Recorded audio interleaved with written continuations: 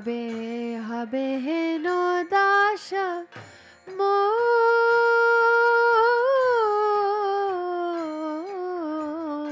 habe no dasha mor dasha mor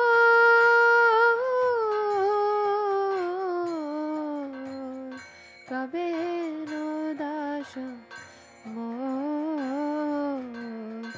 kandite kandite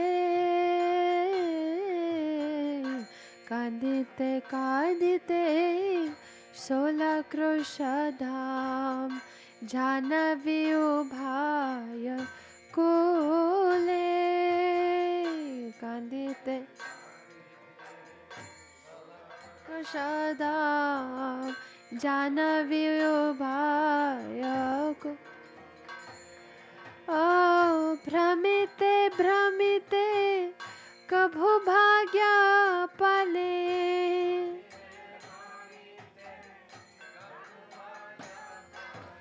देखी किछु तारु मोले देखी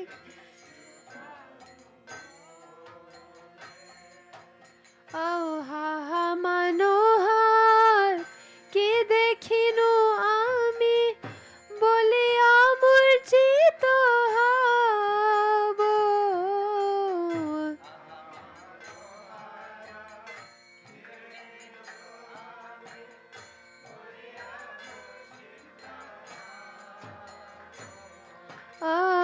संवित पाया कांदिब गोपने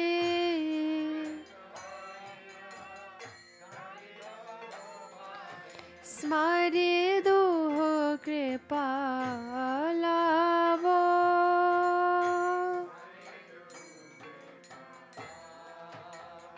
कवे हवे नो दाश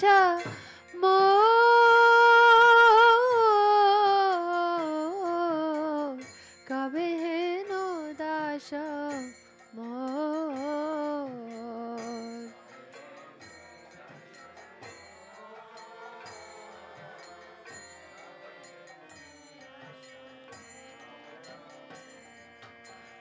त्याजी जदायाश विविध बंधन छाड़िबो संसार घोरा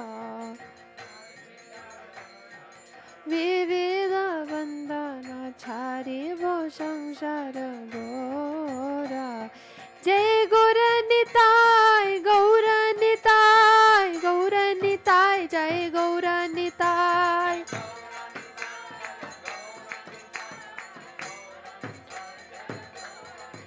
जय नवद्वीप धाम वृंदावन धाम नवद्वीप धाम जय वृंदावन धाम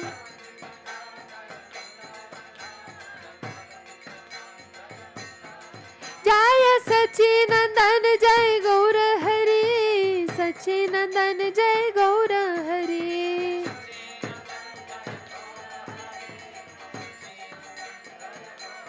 गौर हरि बोल हरि बोल हरि बोल गौर हरि बोल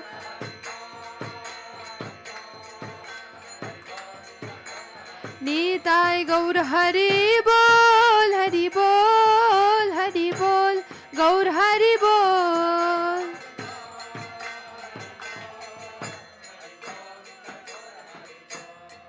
नीताय गौर प्रेमानंदे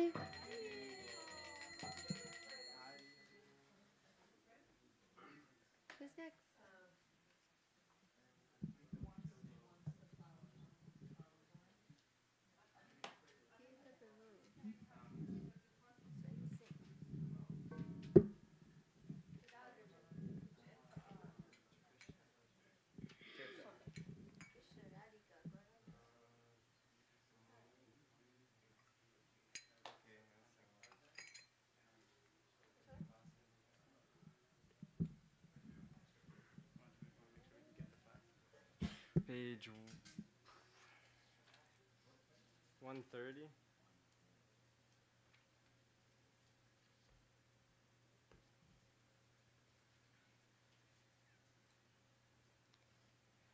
Gopinath mama nivedana shuno Gopinath nivedana shuno Visai durjana sadakame rata kichunahi moraguna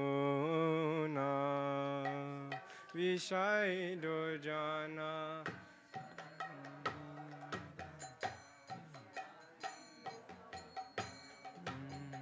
Gopinath tamara barashatumi Gopinath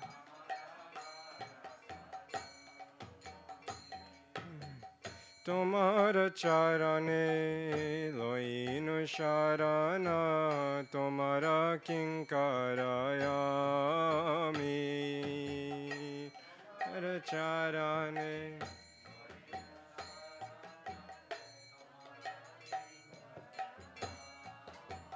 Gopinath ke mone shori be more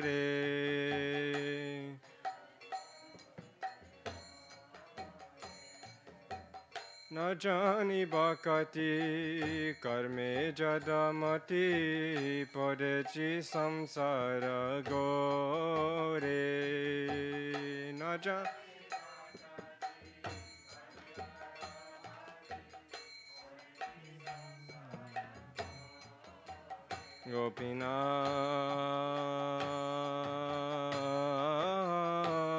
Gopinath sakali tomara maya Gopinath sakali tomara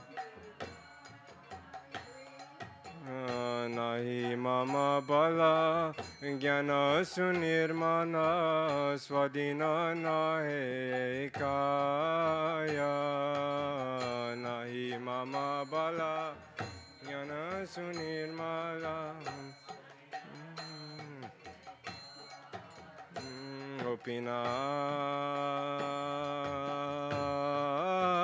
Gopinath niyata charane sthana Gopinath niyata charane Omage pamara kadiya kadiya karaho karuna dana Mage pamare ya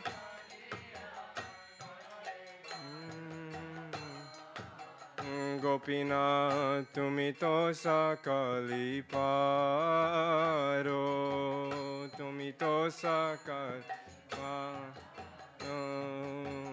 Dojana tarite tomara shakati ke ache papirara Dojana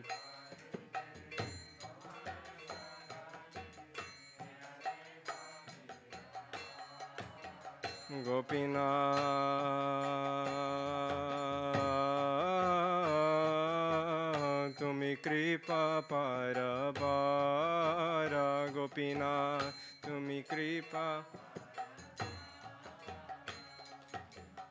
Jivare karane asiya prapanche lila koile subistara Jivera karane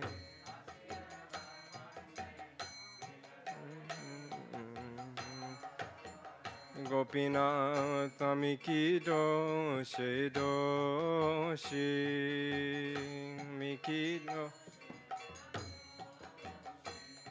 O asura sakala pailo charana vinodata kilo bosi Asura sakala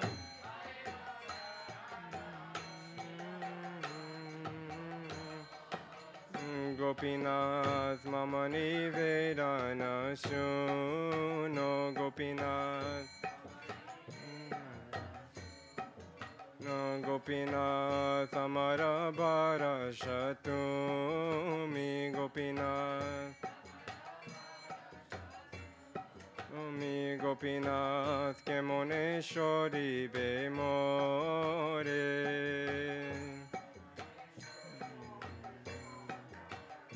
Gopinath sakali tomara maya. Gopinath niyata charaneshtana Gopinath.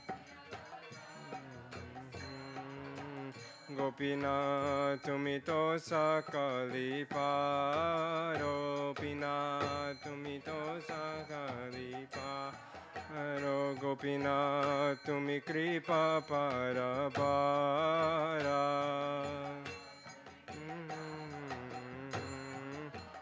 Gopinath amikido shiradochi Gopinath.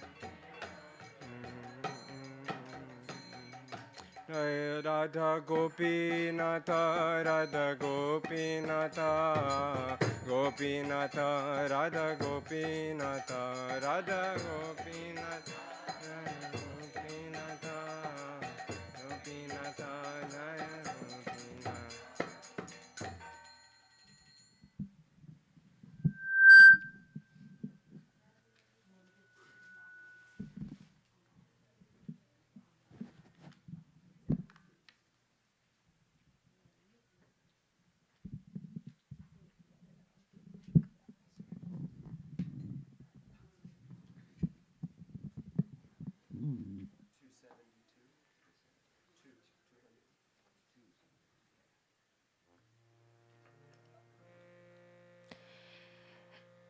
Radha चिन्तने विषेना यस्य कान्तिर्विलोपिता श्रीकृष्णा चरणां वन्दे राधालिङ्गे तविग्रहम् सेव्य सेवक सम्भोगे द्वयोर्भेद कुतो भवेत् विप्रलम्बितो सर्वस्य भेद सदा विवर्धते चेलीलामितो नाम तत्त्वं भेदभेदमाचिन्त्यकम् शक्तिमतोरैक्यं युगपरिवर्तते सदा तत्त्वमेकं परं वेद्यं लीलया तदिदस्थिता गौरकृष्ण स्वयं हि एतत् उद्भवोऽयमाप्नुता सर्वे वर्णा यत्र विष्टा गौरकान्तिर्विकास्यते सर्ववर्णेन हीनस्तु कृष्णवर्णप्रकाशते सगुणं निगुणं तत्त्व एक एव द्वितीयकं सर्वनित्य गुणैर्गौर कृष्णरसतु निर्गुणै श्रीकृष्णामृतो नाम ब्रह्मा त्यक्तो तु निगुणं हि तत् उपासते मृषविघ्न यथा तु सवगतिना श्रीविनोद विहारियो राधया मिलितो यदा तदाहं वदनं कुर्यां सरस्वती प्रसादता इति तत्त्वास्तकं नित्यं यपतेत् श्रद्धया कृष्णतत्त्वम् अभिज्ञाय गौरपदे भुवेन्मते राधा चिन्तनिवेशेन यस्य कान्तिर्विलोपिता Gita Shri Krishna Charana Vande Radha Gita Vigraha Jaya Radha Vinod Bihari Radha Vinod Bihari Radhe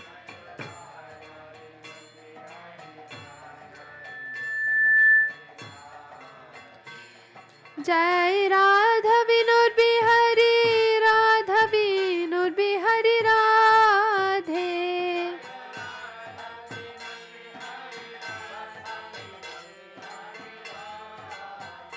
Jaya Radha Vinod Bihari Radha Vinod Bihari Radhe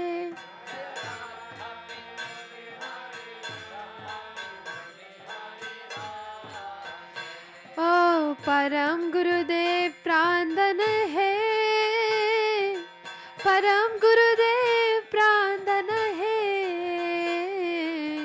Param Gurudev Prandan hai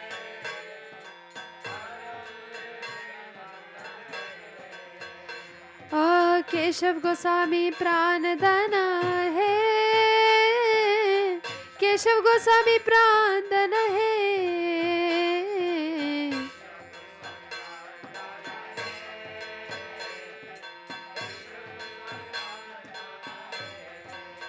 Jaya Radha Vinod Bihari Radha Vinod Bihari Radhe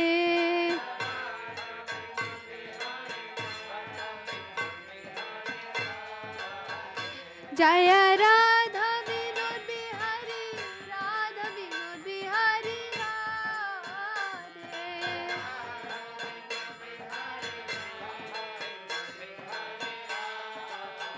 Oh Jaya Radha Raman Bihari Radha Raman Bihari Radhe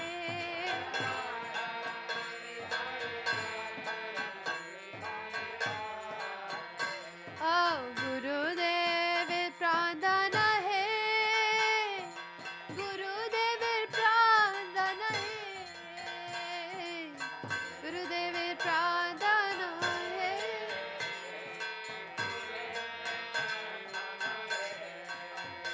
Jaya Radha Vinod Bihari Radha Raman Bihari Radhe Radha Raman Bihari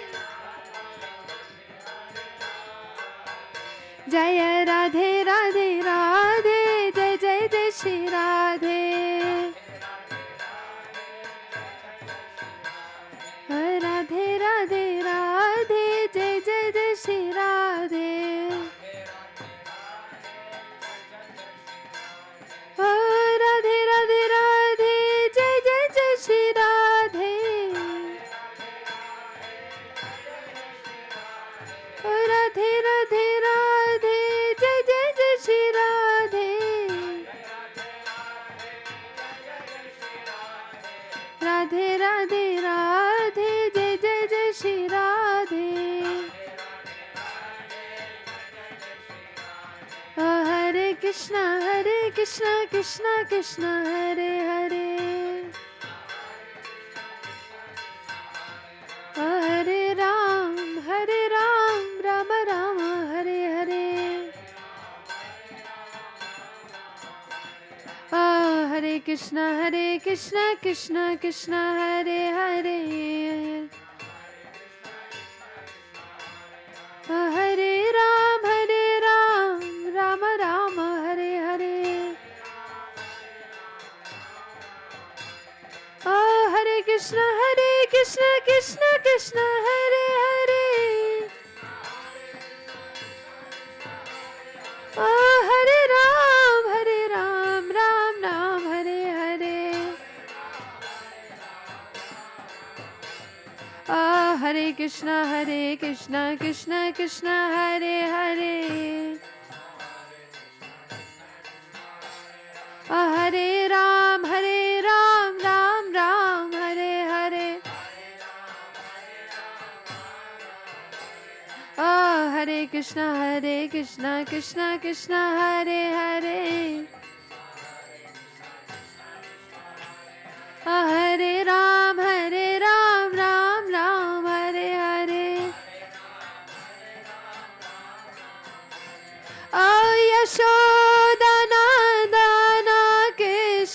Krishna Krishna Hare Hare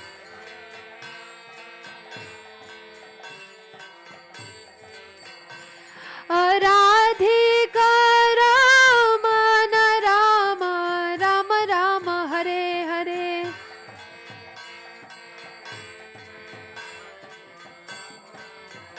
Oh Yashoda Nandana Krishna Krishna Krishna Hare Hare Oh Radhika Ramana Ram Rama Rama Hare Hare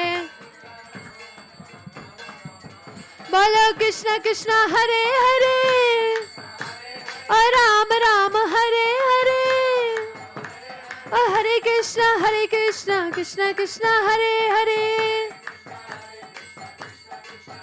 Bolo Hare Ram Rama Rama Hare Hare Oh Hare Krishna Krishna Krishna Hare Hare Hare Rama Rama Rama Hare Hare Hare Krishna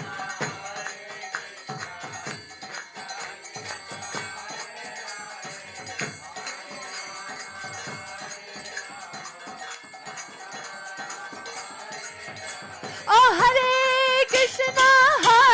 Krishna Krishna Krishna Hare Hare Hare Rama Rama Rama Hare Hare Hare Krishna Krishna Krishna Hare Oh Hare Rama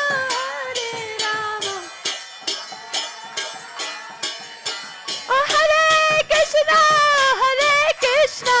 Krishna Krishna Hare Hare Hare Rama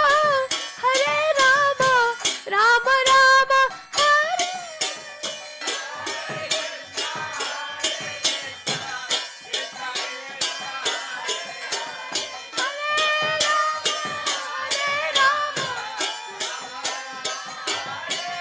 Oh Hare Krishna Krishna Krishna Hare Hare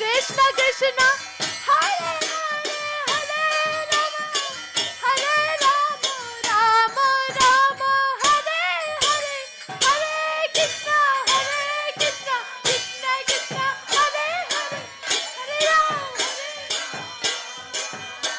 Oh Hare Krishna Krishna Krishna Hare Hare Hare Ram Rama Rama Hare Hare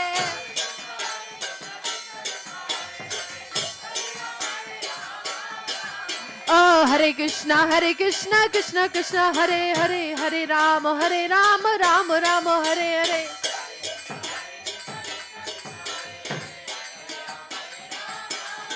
Oh Jaya Bhakti Pragyan Keshava Goswami Bhakti Pragyan Jaya Keshava Goswami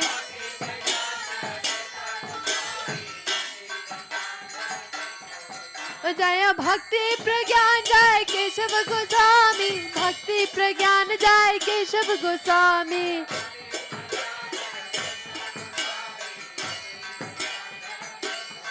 Jaya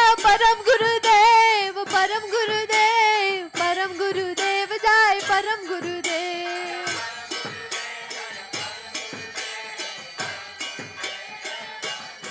Jaya Bhakti Siddhanta Srila Saraswati Prabhupada Bhakti Siddhanta Srila Saraswati Prabhupada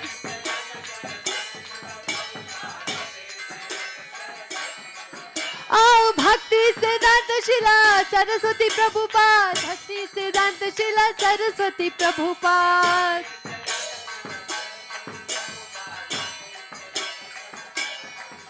Oh Jai Prabhupada Jai Prabhupada Jai Prabhupada Jai Prabhupada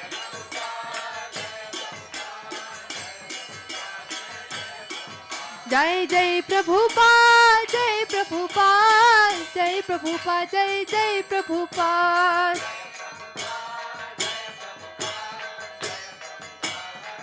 Jai Jai Gurudev Jai Gurudev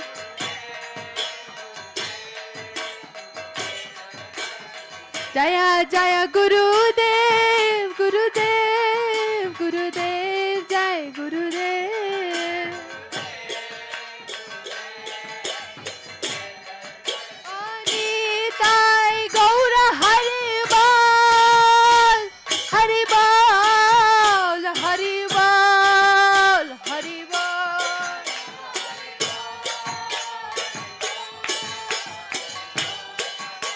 Anitai Gaura Haribol, Haribol, Haribol, Haribol.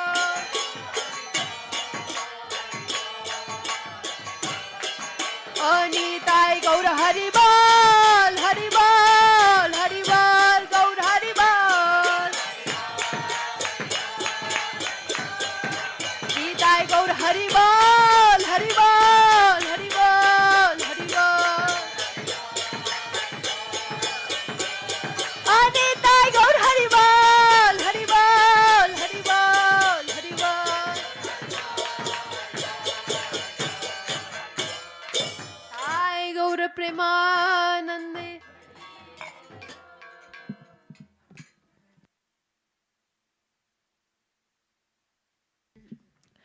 I worship the lotus feet of that form of Sri Krishna, who by being absorbed in anxious thought of Srimati Radharani has assumed her golden feature. Should I read the purports?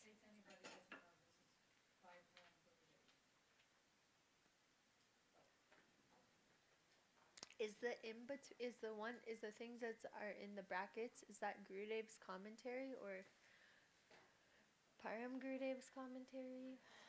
Or page 272.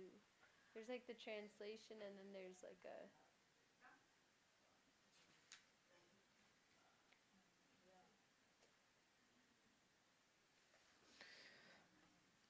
okay. Shri Krishna's immersion in separation from Srimati Radhika, who is in Man, intensifies to such a point that he assumes her golden complexion. Alternately, Radha Lingita means he finally embraces Srimati Radhika after her man is broken. When the supreme object of loving service and the supreme loving servant merge in absolute love, how can any distinction be made between them? But when they are separated, all their distinctions are continuously amplified. Shri Krishna is Sevya, the supreme object of service, and Bhokta, the supreme transcendental enjoyer. And Srimati Radhika is Sevak, the supreme servant, and Bhogya, the supreme transcendental object of his enjoyment. In Sambhog, transcendental union, they are abhed, non-different. However, in Vipralamba, transcendental separation, their bhed or duality in the form of their unique qualities is amplified more and more. The divine couple who externally engage in transcendental pastimes comprise an existential reality that is inconceivably differentiated and non-differentiated, for the supreme potency and the supreme possessor of potency are always one with each other. Paratattva, the supreme existential reality, is never without his energy Shakti. When Shakti and Shaktiman have a single form, then Gaura Tattva, the reality of Sri Gaura Chandra, is manifested. And when they are in two separate bodies, Leela Purushottam Sri Krishna enjoys unlimited transcendental pastimes with Srimati Radhika. One should know that the absolute truth, which is one without a second, has divided his pastimes into two parts. Gaura is Krishna, and Krishna is Gaura. Hence, both of them are factually the original form of Godhead. Although the Supreme Absolute Truth is one, he has two sets of pastimes. In one, he is Shyam Sundar Shri Krishna, and in the other, he is Shri Gaur Sundar. Shyam Sundar is Gaur Sundar, and Gaur Sundar is Shyam Sundar. Thus, both of them are in fact Swayam Bhagavan, the original Supreme Personality of Godhead, from whom all other forms of God are manifest. Whenever all colors exist simultaneously, a golden hue is manifest. However, in the absence of all color, a black hue is manifest. According to natural science, when the entire visible light spectrum is present in naturally occurring proportions, as in the sun, a golden hue is manifest. In Sanskrit, this is called Gaurakanti. On the other hand, when all visible light is absent, a black hue is manifest. This is called Shyamakanti. Sugan, the supreme absolute truth, which is one without a second, is both replete with qualities and devoid of qualities. All transcendental qualities are eternally manifest in Sri Gaura, and the totality of transcendental humors, completely devoid of any mundane qualities, is manifest in Sri Krishna.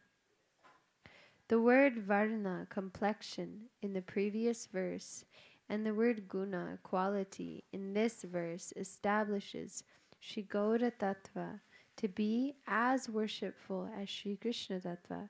The Supreme Absolute Truth is both sagun, or possessed of all transcendental quality, and nirgun, or devoid of all material qualities. Those who give up this twofold form of Sri Krishna, the Supreme Absolute, and worship the undifferentiated, all-pervading impersonal existence are intelligently looking for rice in empty husks. Although someone may be learned in all scriptures, his endeavors to attain mukti by worshipping the impersonal Brahma will only amount to fruitless labor. In other words, such a person is not intelligent at all. By the mercy of Srila Bhakti Siddhanta Saraswati Prabhupada, I worship Shri Vinod Bihari and Srimati Radhika as they meet with one another. By the mercy of Sri Guru, I am granted darshan, a transcendental vision of the divine couple Sri Sri Radha Vinod Bihari at the time of their transcendental meeting.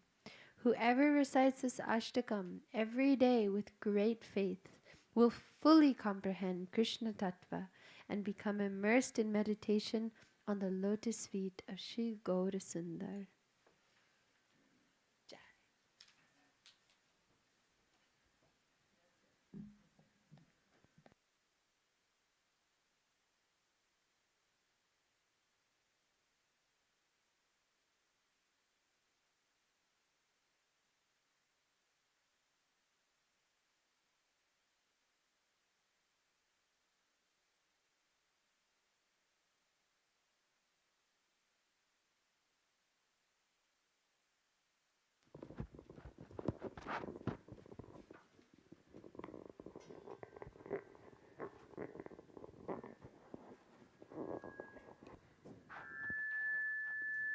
Agyanam timirandasya Gyananjana salakaya Chaksurunmilitam yena Tasmai Sri Gurave Nama Gurave Gaurachandraya Radhikaya Twadalaye Krishnaya Krishna Bhaktaya Tadabhaktaya Namo Nama Yang Pravarjantam Manupetam Apeta Dvaipayano Virahaka Taruha Juhava Putreti Tanmayataya Taravo Benedos Tang Sarvabhuta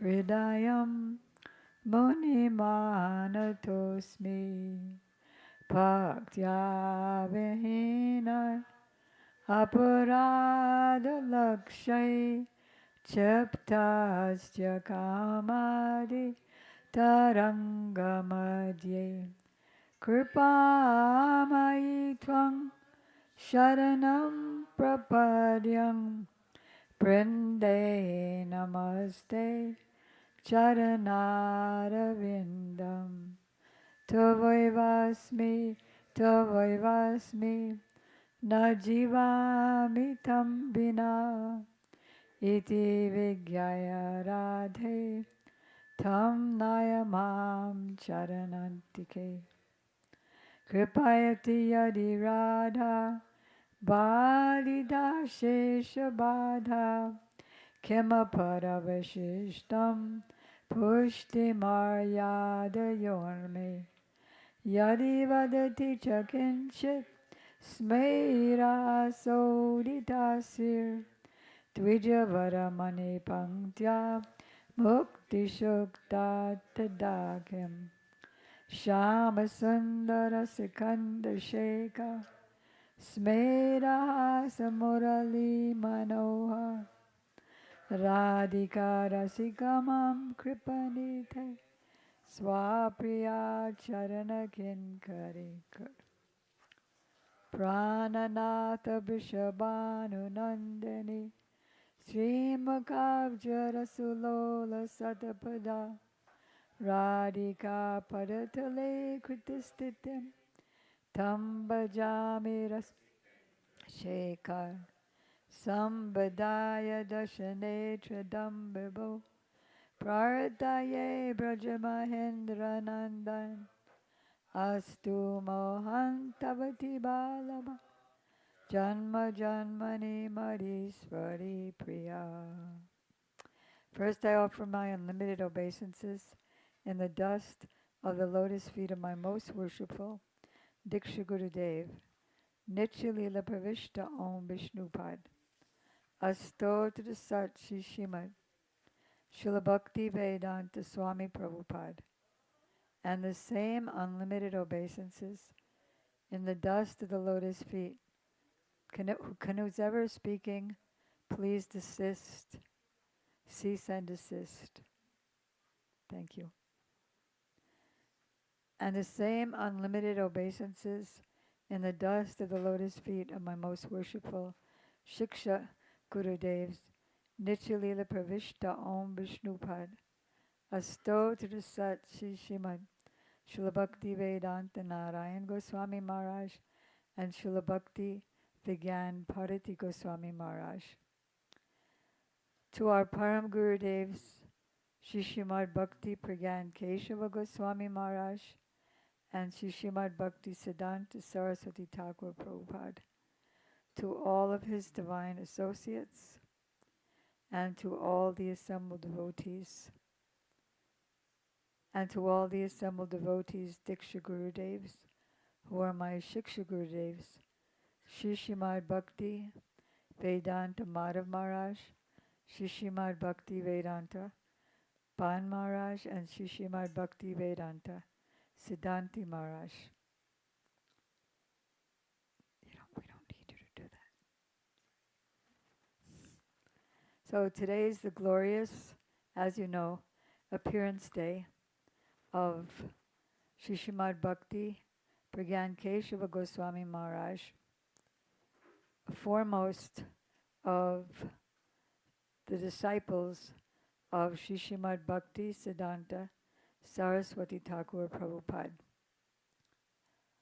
One lady disciple asked Gurudev, why do you say that he is the greatest of Srila Prabhupada's disciples, and he's the greatest Acharya of the whole Guru Parampara? Do you remember that? And so he said, yes, he's the greatest. And she said, you mean he's better than Rupa Goswami? Of course not. How can he be greater than Rupa Goswami? But you said he's the greatest in the Parampara, and surely Rupa Goswami is in Parampara. And then Gurudev explained beautifully, he's the greatest for me because he's the one who saved me. He's the one who gave me the seed of bhakti. He said, so all disciples of bona fide gurus can say he's the greatest. Because the others didn't come and save me. He came and saved me. Okay. So I would like to know first, who is prepared to speak? I mean prepared, not prepared to read. Okay, 1, 2, 3, 4. I was afraid 5 means sort of, kind of, or. But if you're just going to read, it's not acceptable. Okay, so that's what I thought. I know you're all busy though. So this time I'm going to speak first. And I'm going to start with a verse that Nick over there just gave me a printout here. Makam karoti bachalam langpangam langayate girim yad kripa tamahang bande Sri Gurung Dinataranam. By the mercy of the Guru, even a dumb man can become a great orator. And even a layman can cross mountains. So, as advised by Brahma, one should remember this Shastric injunction if one wants success in his life. Even a dumb man can become a great orator. Even a layman can cross the mountains. And even a blind man can see the stars in the sky. Okay, so with that we'll begin. Just today, and wherever Guru is, his Guru is going to always be there. So because today is the appearance day of Srila Bhakti Prajnana Keshava Goswami Maharaj, can the camera turn? It's also the appearance day in our temple of His Divine Grace Sri Srimad Bhakti Siddhanta Saraswati Thakur Prabhupada. My god brother Harinamananda painted him and sent it here, and it just arrived today. So he'll be ready for his glorification on Monday. So he sent me, that same godbrother, sent me today's lecture by Srila Bhakti Prajnana Keshava Goswami. Sorry, cross that out, that sentence. By Srila Bhakti Vigyan Bharati Goswami Maharaj. And in his lecture, he said that after the disappearance of Srila Prabhupada, Bhakti Siddhanta Saraswati Thakur, they needed to elect the next president Acharya. And although some were in favor of Sri Srimad Bhakti, Pradeep Tirtha Goswami Maharaj, because of his seniority, he joined. There were a few people who joined before Param Gurudev, maybe 5, and he was one of them. But more devotees wanted the appointment of Ananta Vasudev. And so he was put in the post of President Acharya. Then later on, his ill repute came to light, very ill repute. And at that time, Srila Bharati Maharaj said that Param Gurudev approached his own Gurudev, that is Sri Srimad Bhakti Doit Madhav Goswami Maharaj. And he said, we have stuck our hands in a wet stool. If the stool was dry, it wouldn't have had such a repulsive stench. But because the stool is wet, it's excessively repulsive. I feel great remorse for having supported him. Can you please sit here? Great remorse for having supported him for so long without understanding. If there's an incompetent person,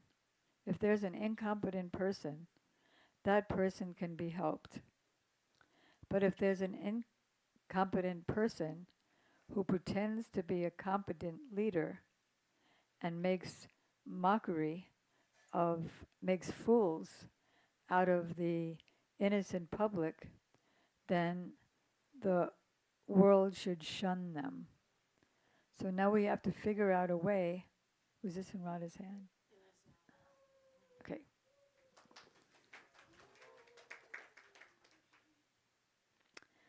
So we have to figure out a way that we can successfully oppose him.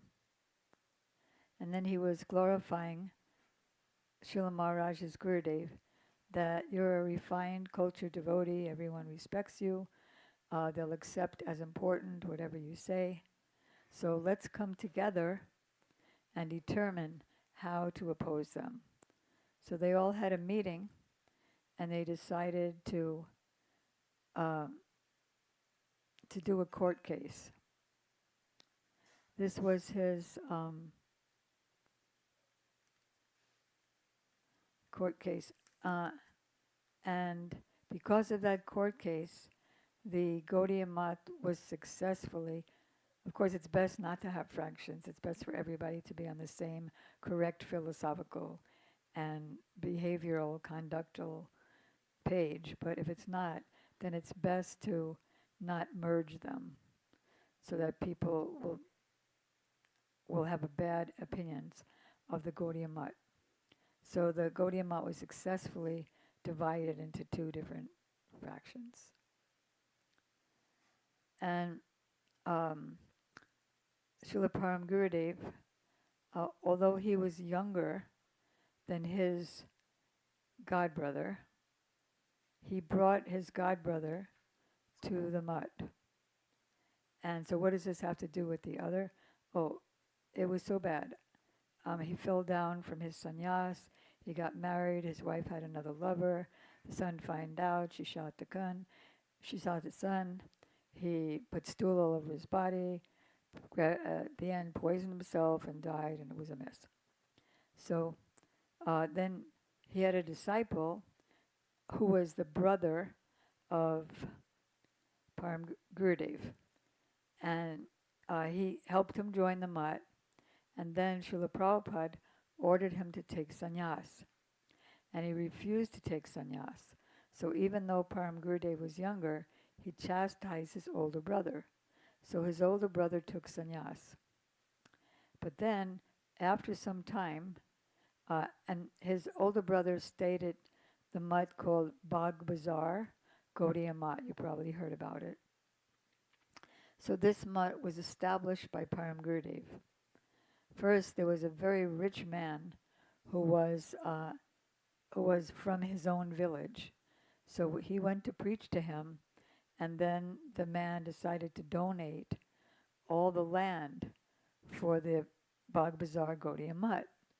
And then Param Gurudev said to him, "So are you giving us the plate without putting the food on it?" So he donated the whole cost of the whole building. So now this same Bagh Bazar Gaudiya Math, that became under the leadership of his older brother, who finally did take sannyas, and that is Bhakti Kevala Aloma Alomi Maharaj, who later on deviated in three ways. One, he trained all of his followers to think that we shouldn't do loud chanting of the Hare Krishna mantra, like that means Sankirtan, but rather just chant silently. And then the other thing was, it's not proper to take sannyas in this age of Kali. It's not proper to do certain things like the scriptures say. It's not proper to do animal sacrifices, which was done back in Satya Yuga, because there weren't any qualified Brahmins who could utter the proper mantras properly, which would bring the dead animal back to life, which would, and give him a new youthful body, and thus give evidence to the efficacy of the sacrifice, that whatever the sacrifice was done for, that would bear fruit, like good weather all over the world or whatever. So, but the scriptures don't say that Vaishnava sannyas is forbidden in this age. It says that Mayavad sannyas is forbidden, but they kind of missed one word there. So instead of wearing saffron, they rejected their sannyas robes, they rejected their dandas, and they just wore white, like a Babaji. And the third was that um, although their own guru, his own guru, Bhakti Kevala Lomi Maharaj, although his own guru established Navadvip Parikrama, they also rejected Navadvip Parikrama. So then Param Gurudev told his own disciples, that if anyone would go there, if he found out that anyone would go there, they would have to fast for 3 days. But not only fast, they'd have to fast on Panchagavya, that is the 5 products of the cow. That is milk, yogurt, ghee, dung, and urine. The first 3 are easy. It's fun. So Srila Bharati Maharaj explained that he himself was ordered by his Gurudev, Srila Bhakti Doit Madhav Goswami Maharaj, to assist Param Gurudev by taking the dictation of the evidence that Param Gurudev would give about how they're all bogus and they shouldn't be allowed to reside in any of Srila Prabhupada's Gaudiya Mats, and Bagh Bazar was one of them, or any other place within Prabhupada's system, institution.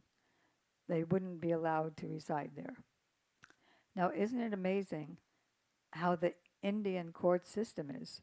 You can go to court and say they're not following Srila Prabhupada, so they should be considered not true disciples and they should be kicked out. Could you ever do that in America? But anyway, India is an amazing place still. So then on the day of the judgment, Odalomi Maharaj and his followers didn't just walk in, they chanted in a big Sankirtan party to show that Param Gurudev was wrong. And then they were all wearing sannyas garbs with dandas, and he had just made 8 sannyasis that day. And then they also made a proclamation that they have a new mutt in Godrum Dweep, and it's called the Bhakti Siddhanta Saraswati Gaudiya Math.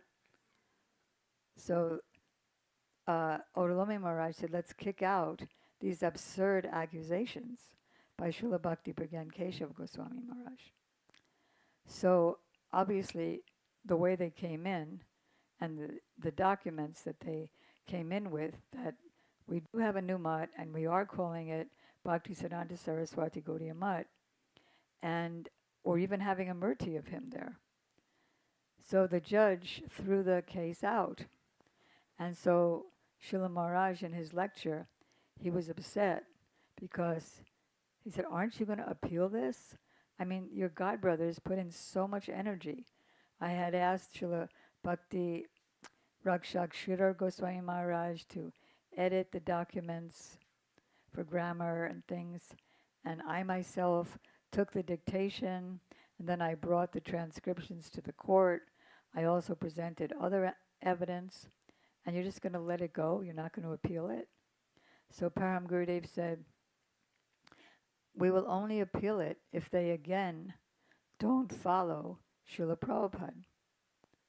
And then Srila Maharaj was still a little disturbed, so in order to convince him further, he said, how many punches can you take? So Maharaj said, none.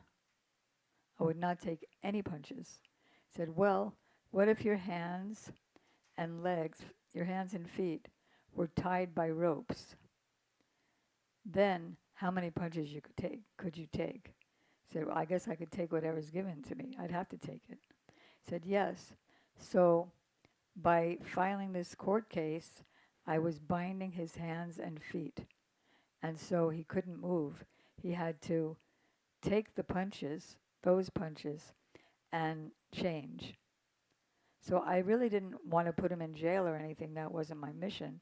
My mission was just to bring him back to the proper Siddhanta and bring him back to following Srila Prabhupada's instructions. So that was very interesting. So of course, Srila Gurudev gave so many pastimes of him.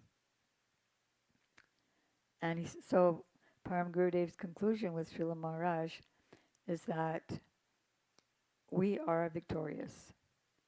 And then Maharaj commented that even still today, they're following the Bhagavatar Gaudiya Math.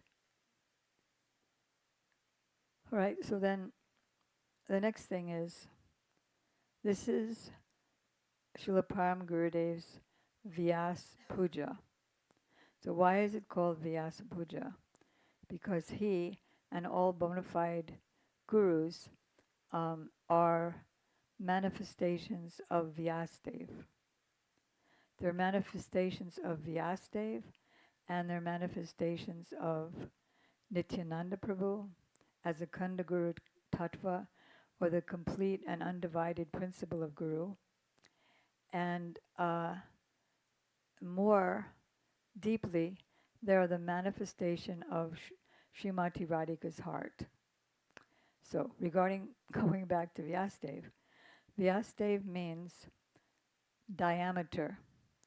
It's the many, many, many, many, many, many points that go from one circumference, one end of circumference of any circle to any other point. But in order to go from one to the other, you have to go through the, what is that middle thing called?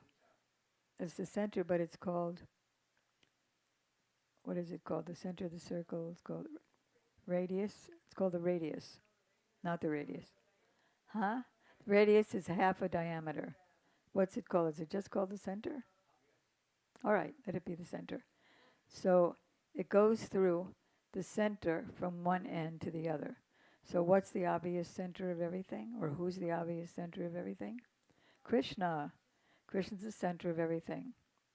He's the center of all. He's the center of thousands of millions of universes. And Vyas is touching Krishna because he's Krishna's literary incarnation. He is Narayan himself. So he's touching Krishna, and then he's going to all the innumerable ends of material existence with the glories of Krishna. Not only the glories of Krishna, but the glories of Radha Krishna conjugal, as you know from his writing of Srimad Bhagavatam. And what is his teaching? Serve Krishna, otherwise it will not be possible for you to be saved from the endless cycle of birth and death, sorrows and suffering. So how did he come into the world? He came into the world because he's not an ordinary person, he's Supreme Lord Narayan himself.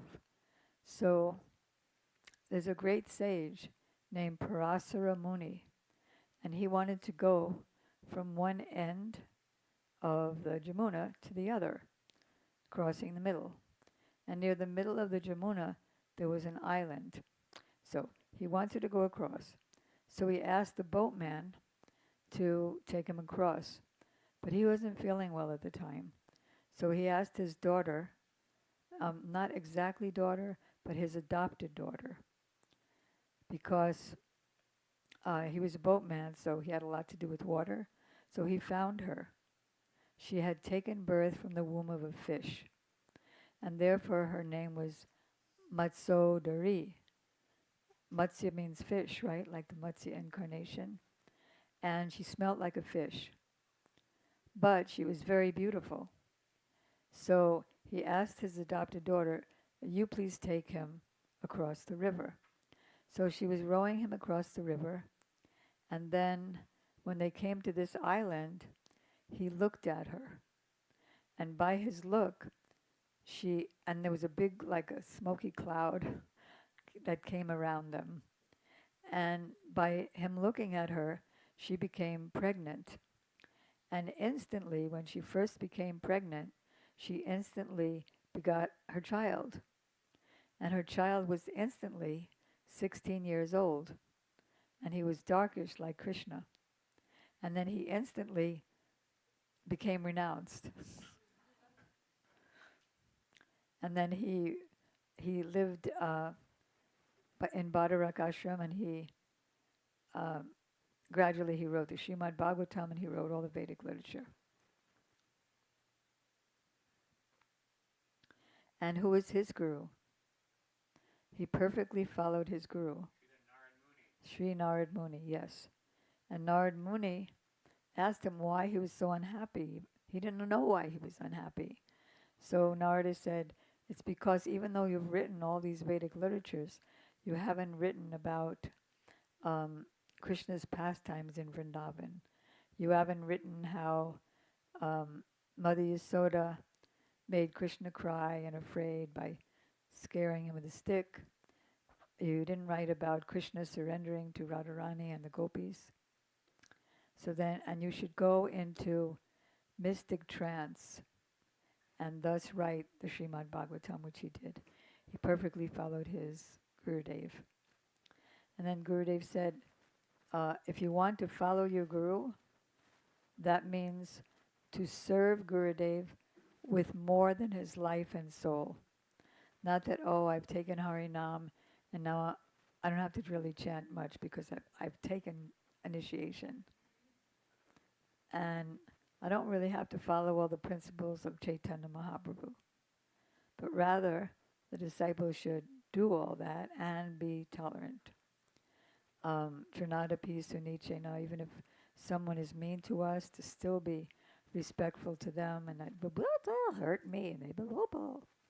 But tolerance, and if we can't be tolerant than that, then even if a little mosquito comes, we'll try to meditate on how to figure out how to get an atom bomb to kill that mosquito.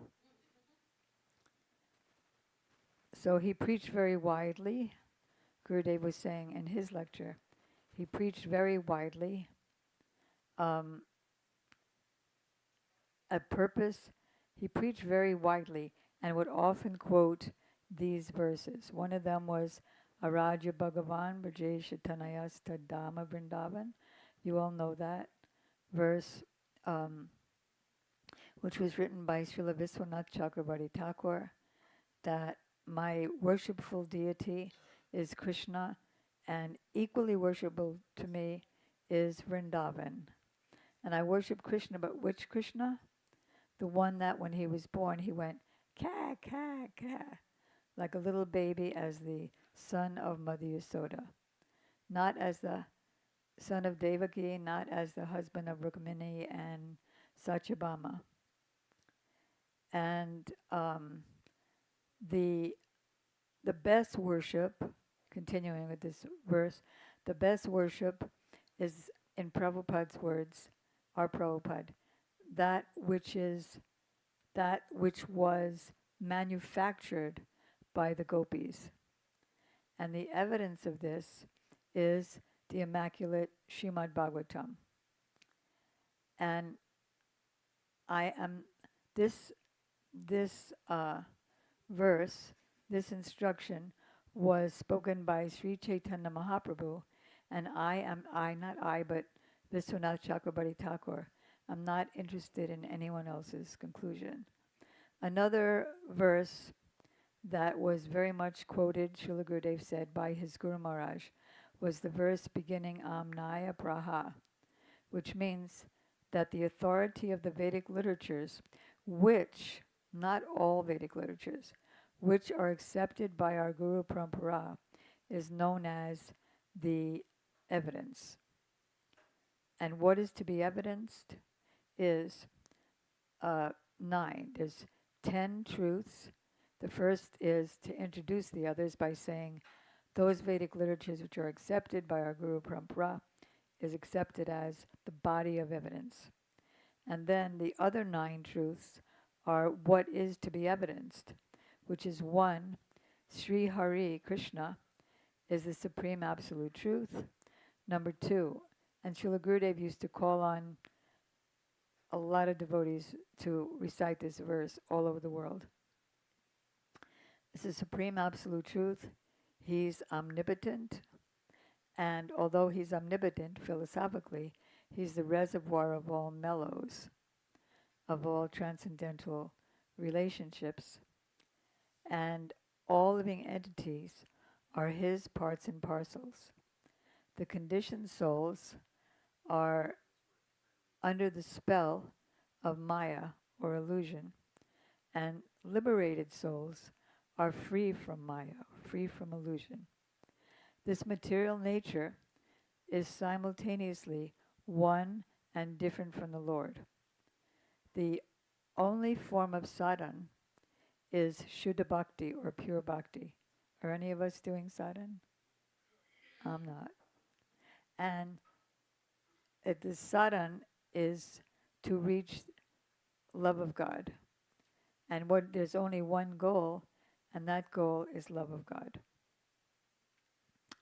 So there are so many verses that he would quote a lot, but these are very important verses that he used to quote a lot.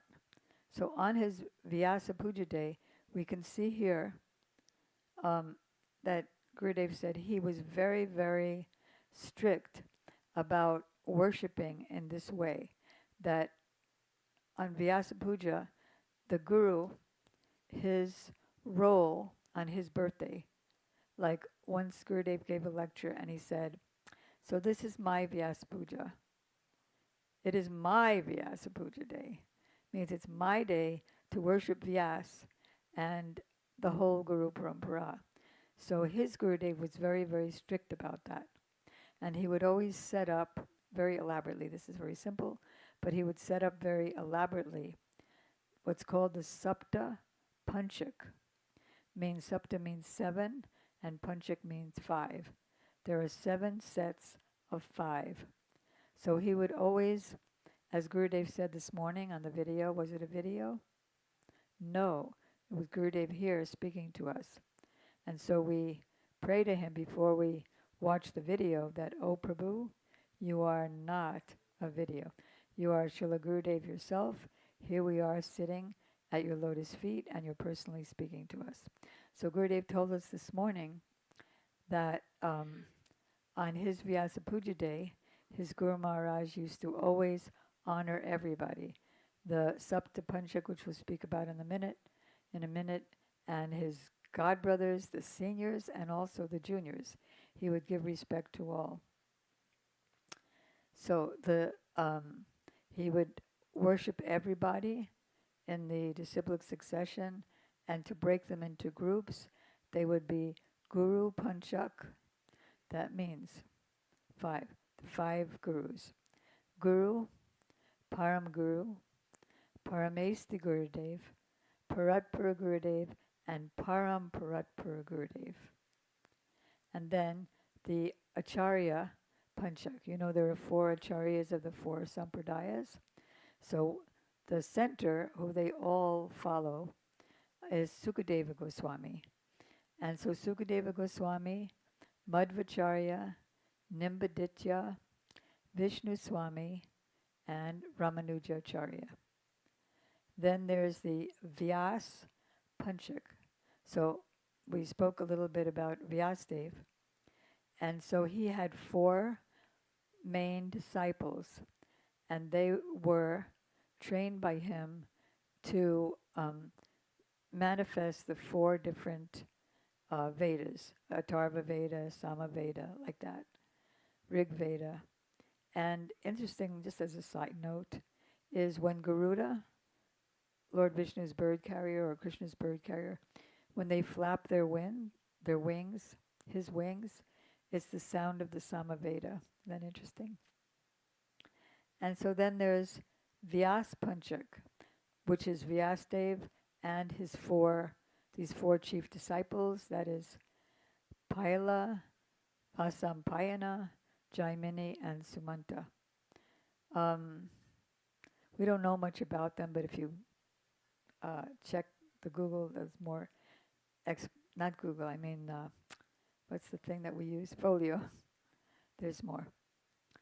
Then there's the Krishna Panchak, which is Krishna and the four Chaturvyuha, that is the four expansions that are in Mathura and Dwarka, and then in Vaikuntha as well.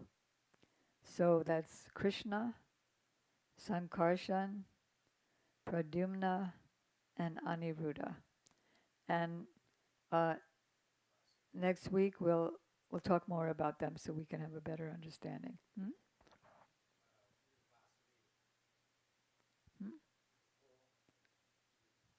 Vyastev and Paila, Jaimini, Sumanta, Vaisampayana. Okay, and then there's Shanakadi Panchak. That means the four Kumaras and Vishwakshena. Then there's Panchatattva, which you already know. Sri Krishna Chaitanya Prabhu Nityananda Sri Advaita Gadadhar and Shivas. Then there's the Upasya Panchak, means the object of worship, Upasya. And that would be Radha Krishna, Gaur Gadadhar, and Sri Guru. So that is the Sapta Panchak, which we'll learn gradually more and more about. Yes? Can you explain the terms in Guru Pancha, what all they mean? Well, one is Gurudev, his Gurudev, his Gurudev, his Gurudev, and his Gurudev. Which one is which?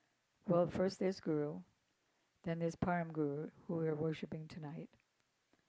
And for some of you, he's not your Param Gurudev. He's your Paramesti Gurudev, which means the Guru of your Param Guru. And then after that is the Paratpara Gurudev. And after that, which would follow naturally in consequence, is Param Paratpara Gurudev. That's the Guru Panchak. Just a couple of little things. Param Gurudev had an auntie, named Saroj Vasini, and she was initiated by Srila Prabhupada. But how did she get initiated? He didn't want to initiate ladies. So she was very bold, like her nephew. So she told him, "So, do you mean to say that only men are living entities? Do you mean to say that only men can do bhajan? Do you mean to say that only men can go back to Godhead?" And then he got shy and initiated lady. And then another thing he wasn't doing was when he was giving the Gayatri mantras, he wasn't giving the Guru mantra, means to himself. And so Param Gurudev was also very bold, and he said, "So, you're not giving the Guru mantra and the Guru Gayatri? Does that mean that I have to get another Guru and worship him and then say the rest of the mantras?" So then, from that time, he started giving Guru mantra and Guru Gayatri to everyone. And I just took a lot of time, so I'm going to stop calling on myself and ask who would like to speak, who is ready to speak.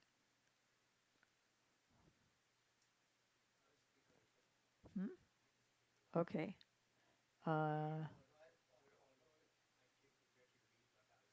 What?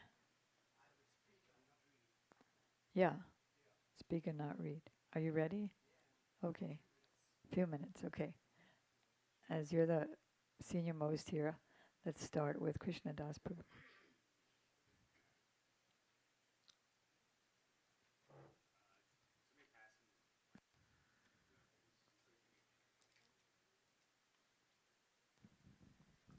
Oh, so I just wanted to mention, here's the Sapta Panchika here.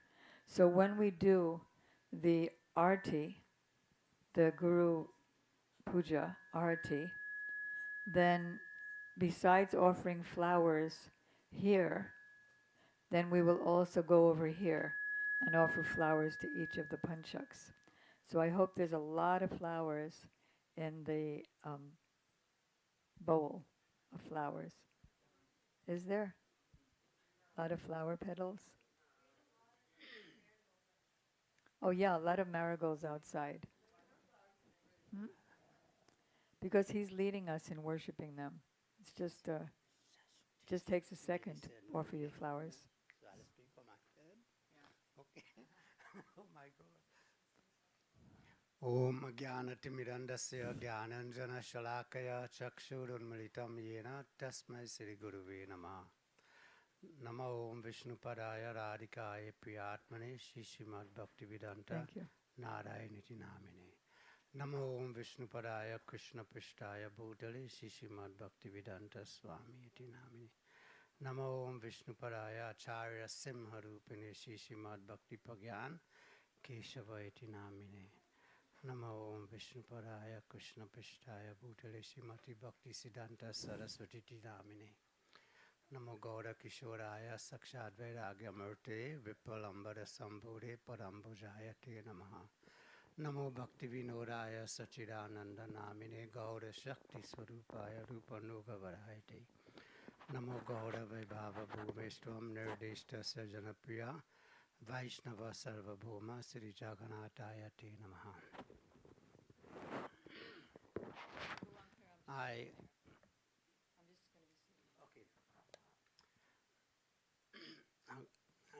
I came prepared to read something, but now I will speak from my head, what I heard.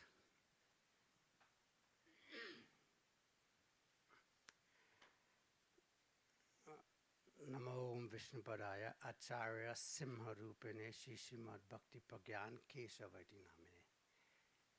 Our Param Gurudev, according to my Gurudev, he said he was like a very, very strong, like a lion in his speech, and he will defeat anyone in debate. And I will just give one little episode. Once Param Gurudev was traveling with Gurudev and some of his brahmacharis by train from Mathura back to Navadvip. And when the train stopped at a station, a magistrate came on a magistrate with his soldiers and so on, came in the same carriage or car that Gurudev and his Param Gurudev with his associates were there. So the magistrate wanted to try to make a conversation. So he introduced himself and he asked Gurudev, where are you going? And where are you going? He said, well, we boarded this train at Mathura station and we are going to our headquarters in Sridham, Mayapur. So then he asked him, he said, well, what do you all do? He said, well, we preach, we preach the truth, the Sanatana Dharma of this age, and our mission is to save the jivas, the individual souls, from repeated birth and death, and from going through the threefold miseries in life, the Atmika, the Bautika, the Daivika. So that is our mission. So the magistrates say, well, you all believe in God? He said, yes, we believe in God. And then the magistrate, Gurudev said, yes, we believe in God. The magistrate said, well, I do not believe in anything that I don't see. I have to see to believe. So Gurudev went on to tell him about the Supreme God, Lord. He said he's the Paramatma, he's Bhagavan, he's Ishwarya, he's the controller of the universe. He created the universe, he maintains the universe, and in the end he will annihilate the universe and then this entire universe will be absorbed into him, and then the creation will go again. And he's telling him, trying to educate this magistrate. The magistrate say, I do not believe in God, because I only believe in what I could see. So he told him, he said, Gurudev told the magistrate, he said, are your parents alive? He said, yes, both my mother and my father is alive. He said, oh. He said, excuse me, please. He said, do you know your father? He said, yes. He said, how do you know he's your father? He said, because my mother told me he's my father. He said, so you believe your mother? He said, yes. He said, that's good. He said, but were you there when your mother and father conceived you? He said, no. He said, so you believe the words of your mother? He said, yes, I believe the word of my mother. So then Gurudev went on to tell him, he said, look, we have our scriptures, the Vedas, Srimad Bhagavatam, the Ramayana, and so on. And they are like our mother.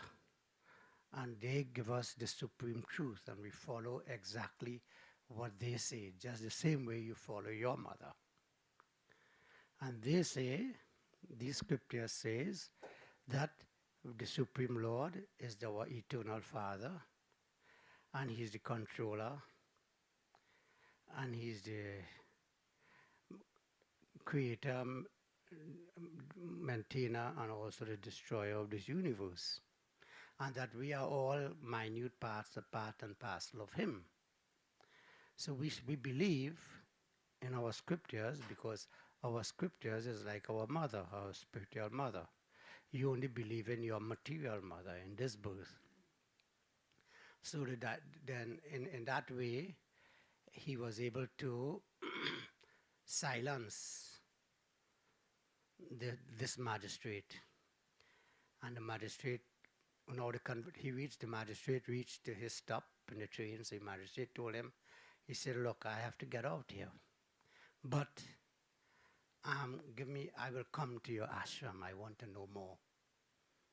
So he was such a powerful speaker, he could convince anyone, he could win any debate, you know. So that's my short discourse. My throat is not that good today. Hari Bol, Hare Krishna.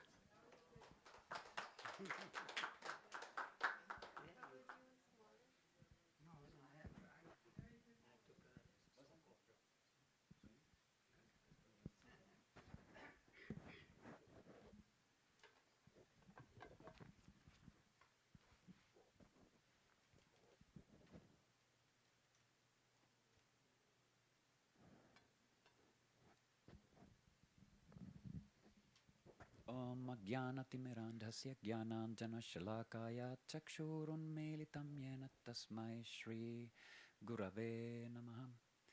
Namam Vishnu Padaya Radhikaya Priyatmane Sheshmat Bhakti Vedanta Narayaniti Namine Sri Krishna Leela Kathane Sudaksham Maudari Madhurya Gunashcha Yuktam Varam Varenyam Purusham Mahantam Narayanam Tvam Shirashanamami. Nama Om Vishnupadaya Acharya Singharupine Sri Srimad Bhakti Prajnana Keshava iti namine Atimartya Charitraya Svashritanam Chapaline Jiva Duhke Sadartaya Sri Nama Premadayine. So offering my humble dandavat pranams at the lotus feet of my beloved eternal master Srila Gurudev, and also at the lotus feet of Srila Bhakti Prajnana Keshava Goswami Maharaja, who is my Param Gurudev, on his appearance day, and also to all our other Guru Vargas and to my well-wisher Shamar and Didi, and all the other assembled Vaishnavas and Vaishnavis present here in this celebration of Param Gurudev's appearance day. So I'm also speaking just briefly, like Prabhu here, and just some things that I've heard about during the years, and that have kind of like left some impression on me. So there's like this birth pastime that took place when Param Gurudev appeared in this world. I never forget it. When I was reading, I was in Vrindavan, I was reading about his, it's a gigantic book that Srila Gurudev has written about Param Gurudev, but there in the beginning it's just immediately is revealed that he appeared in this world in such an amazing way that in his childhood, this when he was just a little baby, a bird appeared and picked up the baby and brought him up to high up to the sky, and then this reminded like in Krishna's pastimes, Trinavarta came and took Krishna up to the sky, and then Krishna had a great journey up in the sky, and like a pastime, but same time also this Mahapurusha, our Acharya Srila Bhakti Prajnana Keshava Goswami Maharaja, that he had this kind of incredible experience in his childhood already. So and then when he took shelter, he took very early in his life. He took shelter of Srila Bhaktisiddhanta Saraswati just when Bhaktisiddhanta Saraswati was founding Gaudiya Math, and he was always very close to his Gurudev and performing kind of like very amazing tasks. He was born in a very wealthy family, and he took kind of like very impressive roles in the Math, and there was even some letter was sent from Gaudiya Math in Delhi to his Guru Maharaj, means to Srila Bhaktisiddhanta Saraswati Prabhupada, and they were wondering because he was handling also some cases in civil court and all kind of things which seemed like superficial, or somehow they wanted to kind of like wonder if he can actually perform real bhajan or something like that. But then Bhaktisiddhanta Saraswati replied to them in a letter that actually he is very high class, and anybody who dares to offend a Vaishnava, they will have a very dark future, and they will just destroy their own life. So then he founded Gaudiya Vedanta Samiti in Calcutta, and it's also very interesting that A.C. Bhaktivedanta Swami Prabhupada, when he was still a Grihastha, he was Abhaycharanaravinda Prabhu was there, also present. He was like one of the founding members, along with Srila Vaman Goswami Maharaj and some other devotees. So he was like, they were together after Bhaktisiddhanta Saraswati Prabhupada disappeared from this world. So they were like founding their own organization, Gaudiya Vedanta Samiti. So, and Param Gurudev was like leading himself, Srila Bhakti Prajnana Keshava Goswami Maharaj, he was himself leading formation of this Gaudiya Vedanta Samiti. And then later on, when he gave sannyas to Srila Gurudev and to Srila Vaman Goswami Maharaj and Srila Trivikram Goswami Maharaj, then later on they became the three pillars of the Gaudiya Vedanta Samiti. So, and then later again, they and it was kind of like important point was made there that when Gaudiya Vedanta Samiti was established, so it's kind of like based on this principle of understanding that actually the core siddhanta of all the Vedas and Vedanta Sutra and everything, it's actually bhakti, and all the Upanishads also actually are teaching bhakti, but they just have to be understood by under guidance of a pure devotee, like a pure Vaishnava. So, and for example, this Vedanta Sutra, it's composed by Srila Vyasadeva, but his commentary on it is simply Srimad Bhagavatam. It's stated in Garuda Purana, which is also written by Srila Vyasadeva. He says himself there that it's Vedanta Sutra's commentary is revealed through Srimad Bhagavatam. So, and again, we know very well that Srimad Bhagavatam is propounding Bhakti in like in every canto of Srimad Bhagavatam. Bhakti is like prominent there, like Savai Pumsam Parodharmo Yato Bhakti Radhoksa Je. There's many verses there which are like emphasizing importance of bhakti. And then he founded also our own temple there in Maturadham. Our beloved Keshava Gaudiya Math was established by Srila Bhakti Prajnana Keshava Goswami Maharaj himself. And when Abhay Charanaravinda Prabhu himself came as a Vanaprastha to Maturadham, he had been trying to establish some kind of league of devotees or something like that in Jhansi, which is like when you catch a train from Delhi towards Calcutta and Navadvip Dham, that direction. So it's on the way, Jhansi. You can see it from the train window. It's very a historical place actually, very when some that's a side issue. But anyway, he tried to establish his league of devotees there, and then ultimately he didn't really succeed so well. So he was in Maturadham, and at the there's this Vishram Ghat in Maturadham, which is like in the like walking streets where there's no traffic allowed. So Srila Gurudev saw, my Gurudev saw Abhay Charanaravinda Prabhu, means who was to be Bhaktivedanta Swami Prabhupada. So he saw him there and was asking, "Whoa, we have a temple here in Mathura. We have this Keshava Gaudiya Math. So why are you here, staying here in some Dharmashala or something here in Mathura? Please come to our temple." So then Srila Gurudev brought Abhay Charanaravinda Prabhu to Keshava Gaudiya Math, and then he stayed at our temple there in Keshava Gaudiya Math. And then later on, after actually Keshava Gaudiya Math also, I mean Srila Keshava, Bhakti Prajnana Keshava Goswami Maharaj, he gave afterwards sannyas to Abhay Charanaravinda Prabhu, and then he went to Vrindavan, and ultimately from there, after doing deep bhajan there and getting all the blessings of six Goswamis, then ultimately came to this country, America.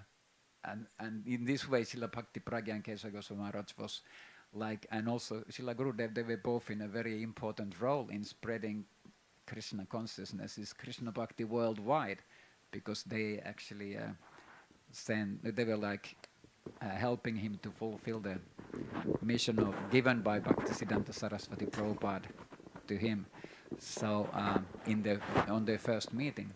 So when the temple in Mathura was about to be established, so actually they just were looking around different buildings there, and there was in that place there was a Dharamshala in Mathura, and then there was some high price asked for it, and there was some 25, 30, 35 rooms. It seemed like ideal, but they didn't have, because Srila Param Gurudev was like completely Akinchan Vaishnava. He didn't have any rupees, no paisa, nothing on him. Like any real sadhu, no money. so and then he said, we can't really get involved with this because we can't put even the foundational money to get this place. But then one of the devotees that was with him there, I don't remember what's his name. I don't remember his name. So was it Naraharin, something, Nishingananda, something. So and that Vaishnava actually he was carrying on his belt. The full amount was something like 40,000 rupees or 50,000 rupees of that time, like in 1950s. And then one of the devotees who was with Param Gurudev there in Mathura, he had in his belt somehow wrapped around his belt, like 7,000 rupees, which is a huge amount. in that time of India.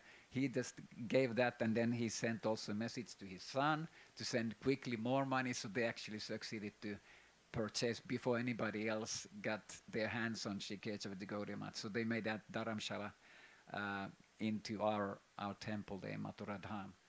And that's where so many of us actually got shelter of Srila Gurudev. And there's been so many great Vaishnavas throughout decades staying there and preaching there and doing their bhajan there.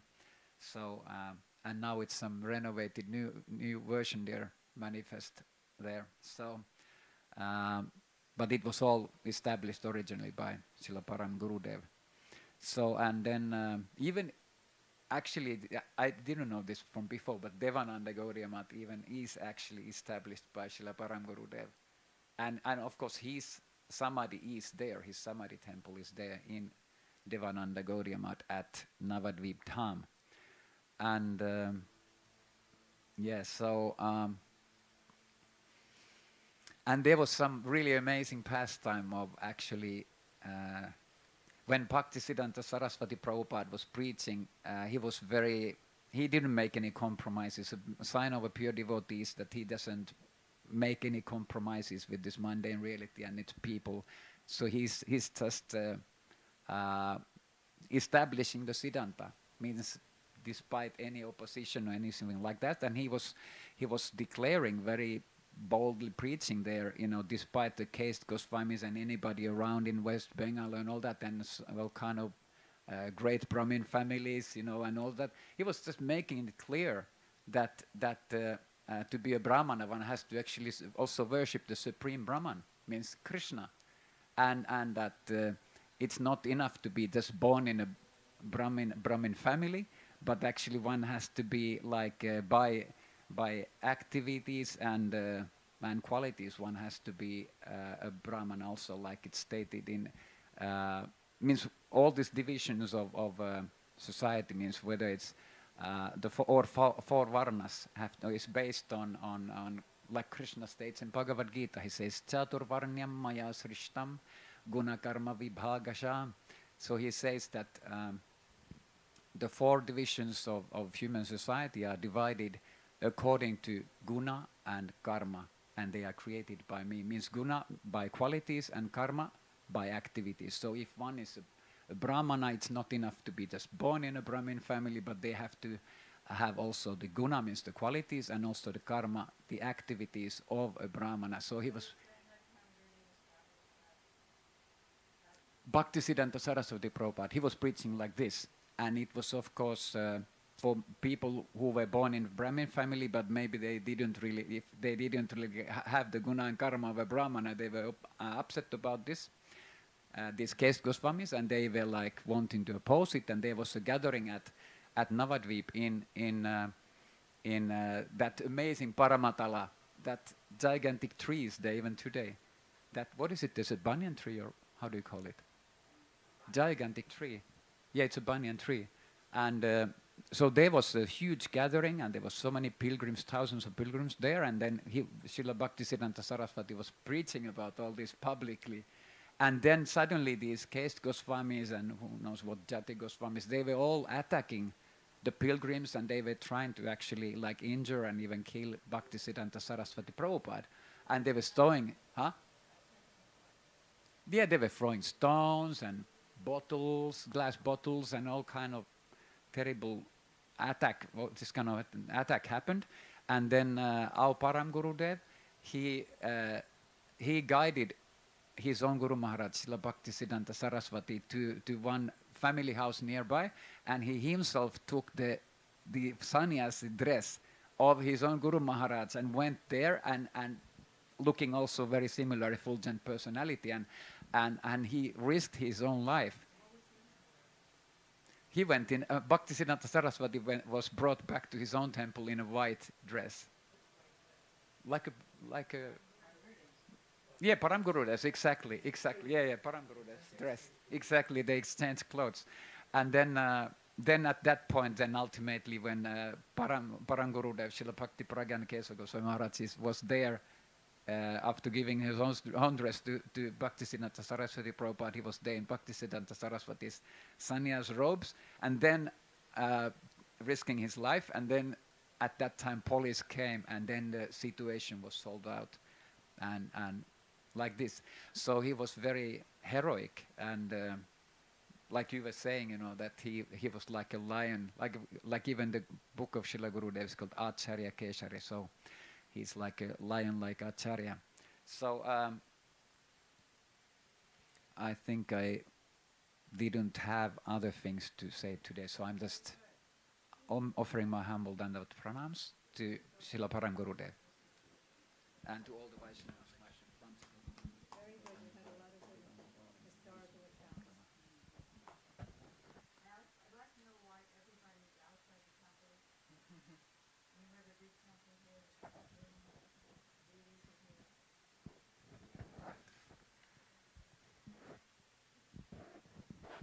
So the scientists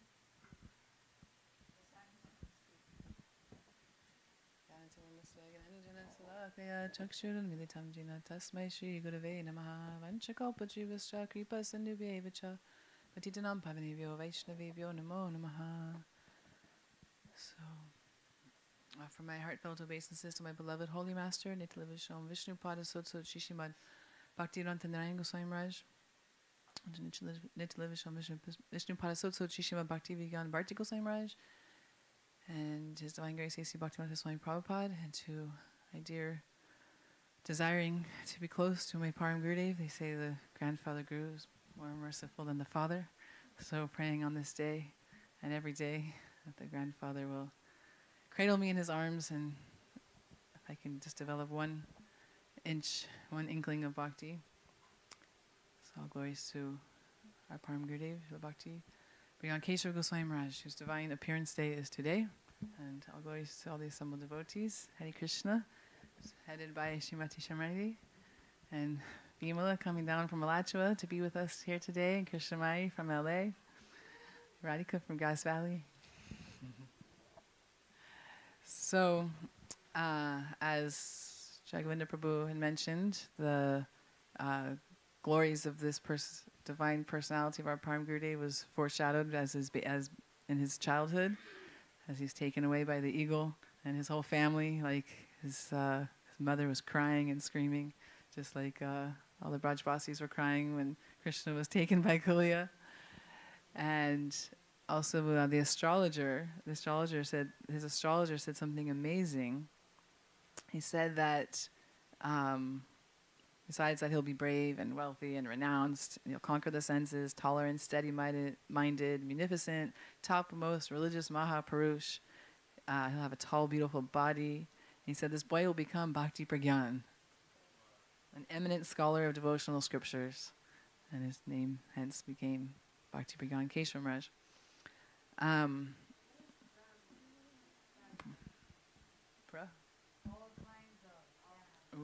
All kinds of. So,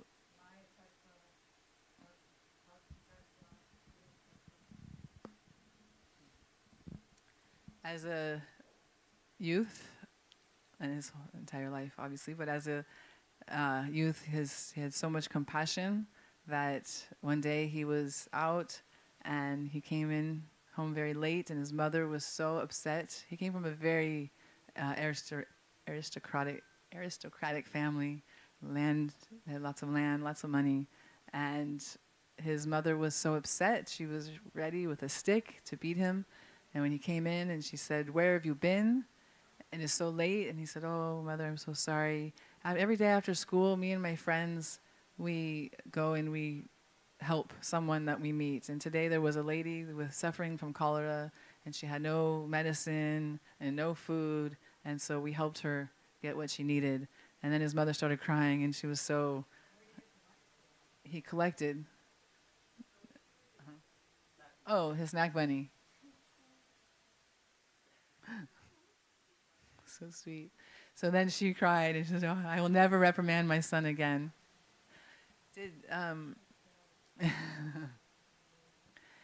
So, also once the disciples of Saraswati Thakur, they would go out on bhiksha, either distributing books or begging, and they would get like one. They would just ask one paisa, one for each book. And one day it was really hot, and Param Gurudev was laying like under a tree with his money box as a pillow, and Bhaktisiddhanta Saraswati Thakur Prabhupada happened to be going by that park and saw, and he said, "Oh, what my disciples will do for me." He was so moved with emotion by his disciples. So I was going to tell the pastime what you told about Adalomi Maharaj, because I heard Srila Bharti Maharaj tell this pastime to us once in the Calcutta Mat. And so the two things I'll say. One thing that he said, which was so sweet, was that he said he would take dictation. And then he said, just like he had such a little boy smile, like his little, so sweet. He said, and then he would give to Srila Bhakti Rakshak Sridhar Maharaj to edit. He said, but it would only take him a few minutes. And he didn't say it like a bragging, like that I would do, but that he was dictating so precisely and so perfectly what Param Gurudev said that it didn't take much editing. And Srila Bhaktivinoda Bharati Goswami Maharaj, he served almost all the disciples, all the sannyas disciples of Bhaktisiddhanta Saraswati Thakur. And so he said the Diksha mantras he received from his guru, Bhakti Dayat Madhav Goswami Maharaj, but he treated just as important as his Diksha mantras, different instructions that he got from the different disciples of Saraswati Thakur. So in this instance, with Adalomi Maharaj and others saying, don't need to go on Harinam and don't need to wear saffron and don't need to do parikama. And then when they won, or they lost, supposedly lost, he said the instruction I received was to stick to the principles, that only the principles of the philosophy is our aim of life. Lead your life with the sole aim of protecting principles. And similarly, when Srila Bharti Maharaj left his mat in his late Leela, he left Navadvip during Parikama, and he's 60 years secretary of Sri Chaitanya Gaudiya Math, been to every Parikama, in Navadvip for every Gaur Pranim, and he left and he went to Delhi, and we flew there and followed him. Like he left the Mat. And when we got to go into his room, like right when we arrived in Delhi, and he looked at Shamrani Didi and he said, at 9 p.m. at night, and he looked at Shamrani Didi and he said, "Oh, did you hear? I've left my Mat." And she said, "Yes, Maharaj, that's why we're here. We came to be with you." And he said, I'm only following the principles. The walls are not the mat. It's, if even I have to sleep underneath a bridge, I did it when I was young, underneath a tin, I will only speak Hari Katha to my last breath. They weren't allowing him to do that. So, I'm just realizing, today when I'm reading what he's saying about what he learned from Param Gurudev, is that we follow, the aim is our protecting the principles.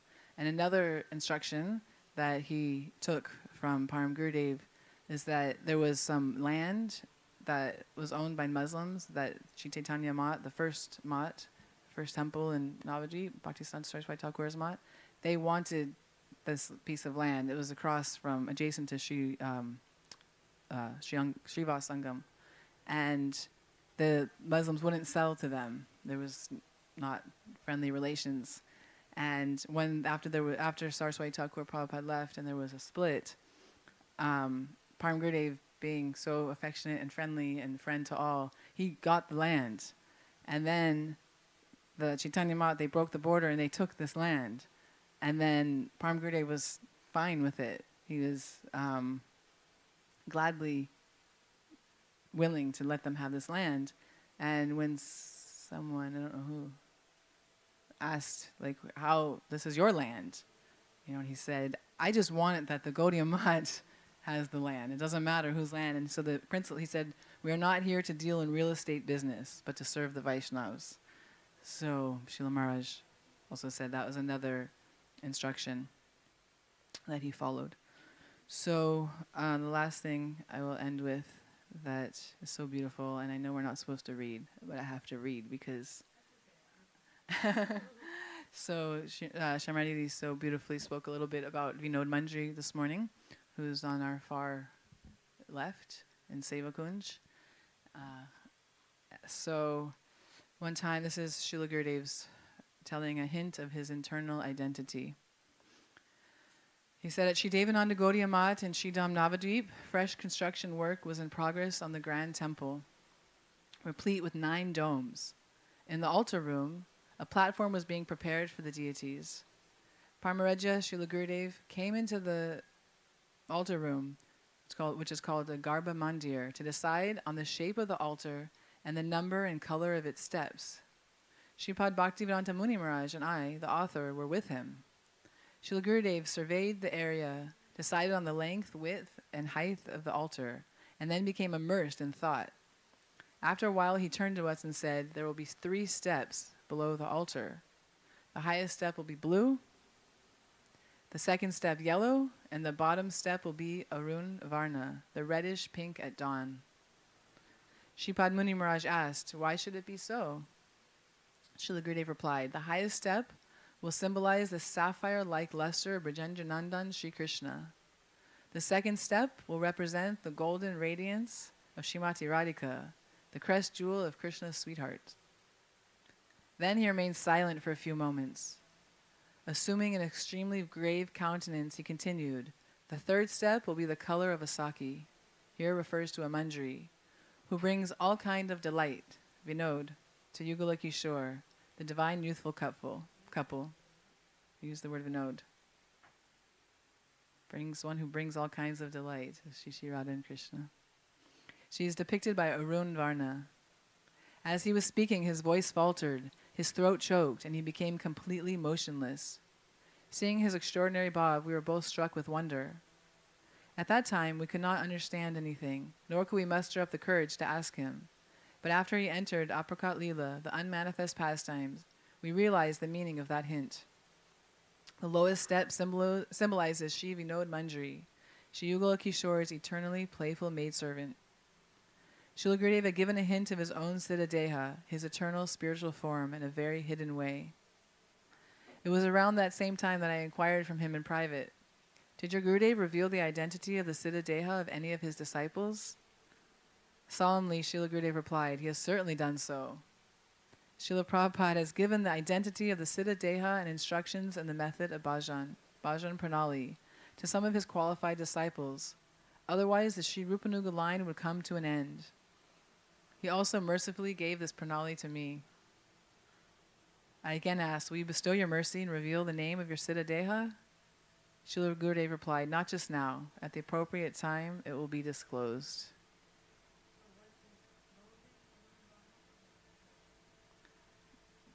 I thought it was his complexion. His voice faltered, his throat choked, his extraordinary bhav. Oh, the third step will be the color of a saki. So, the color of a saki.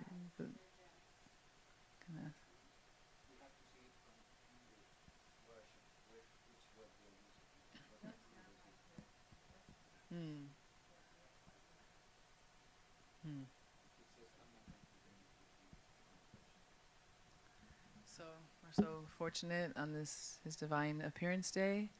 These are great acharyas, our great saints, our gurus in our line. They come as a service for us. So praying to muster a little gratitude that they come to free us from this jail that we are in, this material jail. And yeah, Srila Bhakti Brian Keshava Goswami Maharaj ki.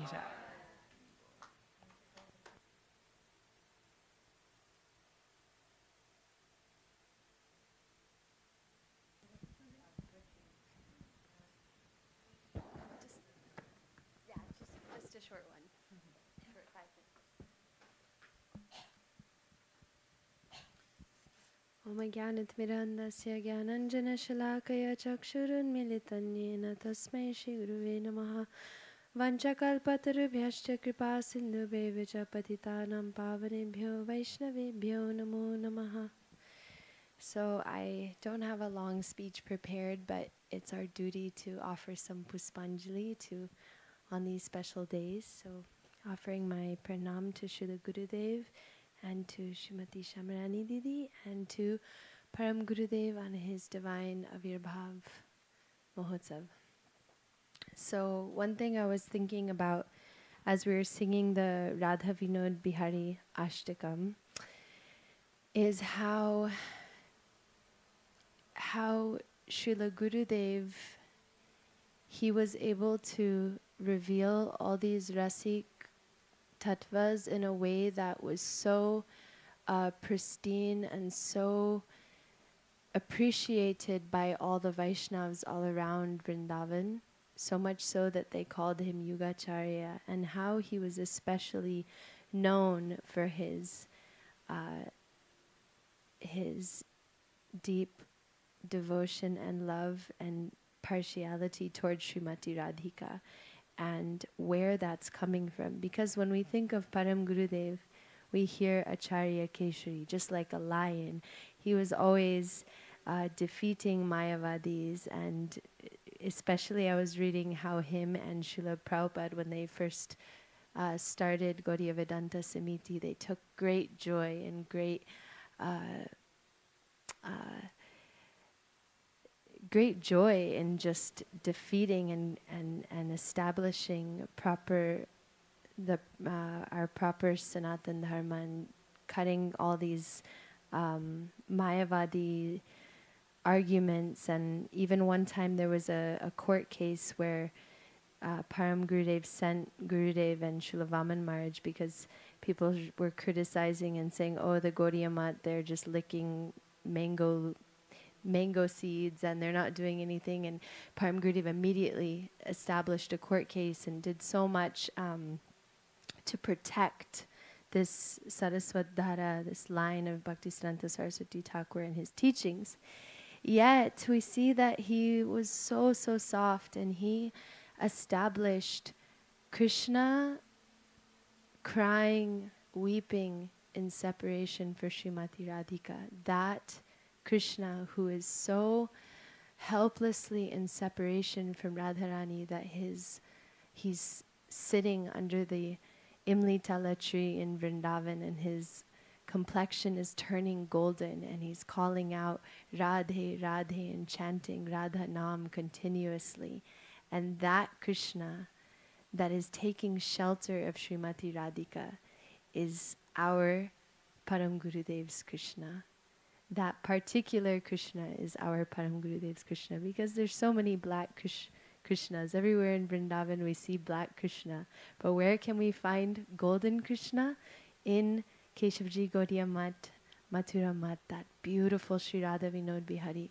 And he was so soft-hearted, so rasik, that we hear that one time during Kartik, he was hearing, Param Gurudev was actually asking Srila Gurudev to speak on Damodar Katha.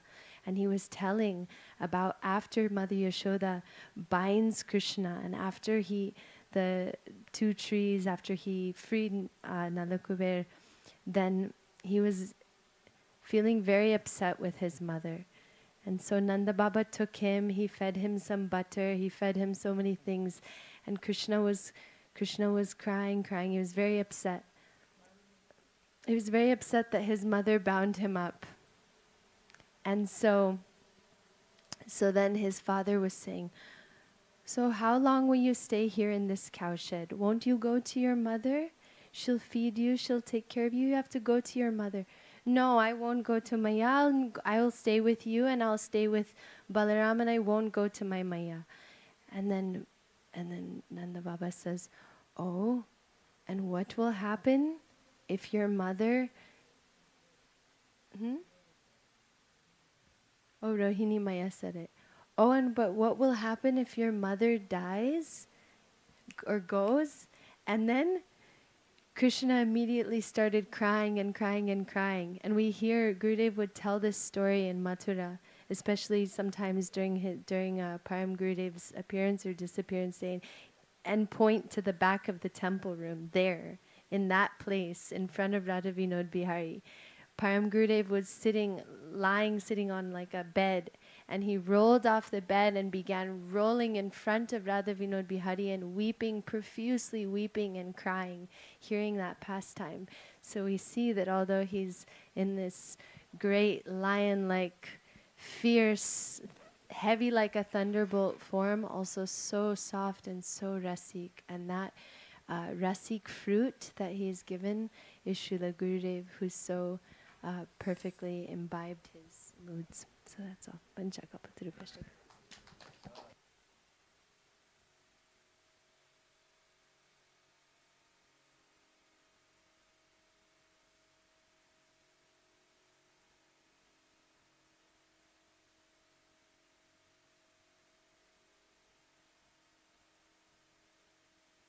Gurudev asked his Guru Maharaj that Jiva Goswami is on one hand so grave, and the other hand he's so rustic. And then Jiva Goswami told the addition of the Nalakuvira and Manigriva pastime.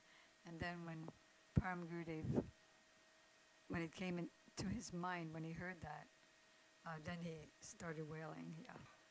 So he got that from Jiva Goswami, who's like him in the sense that he's grave and strong and debative, and at the same time soft and rustic. Thanks. Very beautiful pastimes. Thanks. So I thought I was next, and yeah. so I said that. Agyanantimrandasya. Agyanantimrandasya Gyananjana Shalakaya Chakshuramilatam Yena Tasmaya Shugurave Namaha. Nama Om Vishnu Padaya Goda Prishtaya Bhuttare Shrimate Bhakti Vedanta Vana Ittinamine. I offer my obeisances unto my Shiksha Guru. My Diksha Guru, thank you. Srila Bhaktivedanta Vanga Maharaj, and to my Shiksha Guru, Pujaniya Srimati Shamrani Didi. And now I actually try to offer my obeisances unto my Shiksha Guru by first speaking a pastime that is, I believe, that from the Harmony book, which I'm so sorry if I did not say it right, because it just came to me now that this is in the Harmony book, so I did not study it today.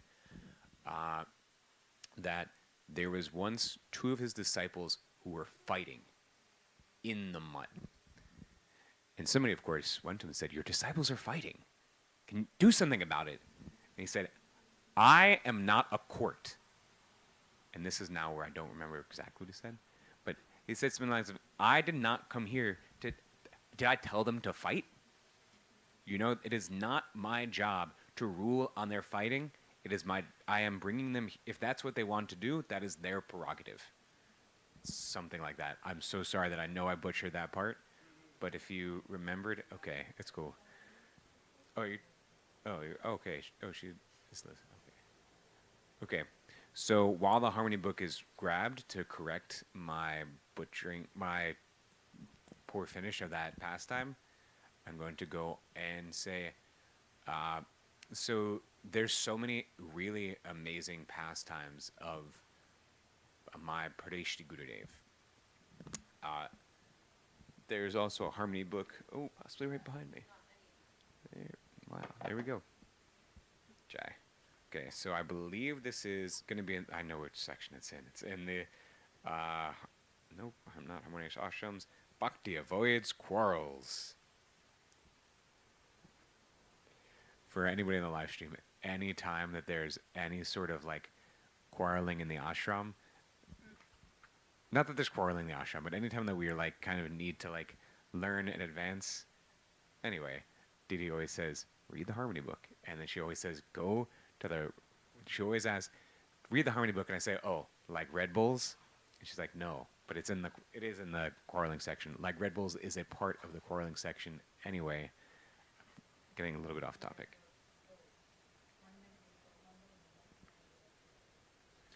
Okay. I have not come to be a court. Do not quarrel is the name of this section. So, okay, this section, okay, so he said, let them quarrel, they should quarrel, and after that, they should go to court and file a case against each other. I am not a judge. I have not come to sit in court and decide about worldly things. He did say, I have not told them to quarrel. I told them to do that those who want to do okay, cool, I wasn't so off. I told them that those who want to do bhajan of Krishna will follow the principles of Chanada Pisunichena, Duror Pisahishnuna, Amanina, Manandena. Following these principles, devotees are humble like a blade of grass and more tolerant than trees. Trees never complain about anything to anyone. Who here has ever known a tree to complain? Raise your hand. Instead, even if they're being cut down, even if a tree is drying up, it never begs for water. Rather, it always serves others. If you throw a stone at it, it will give you sweet fruit. Its bark, fruit, and wood, and everything else are for others. I have told them that I came to help them develop transcendental love and affection for Krishna, not to be a judge. In India, and especially in Bengal, there are thousands of courts where one can go and complain. No harm. Don't come to me for that. Okay. So, that was... I thought they were just quarreling.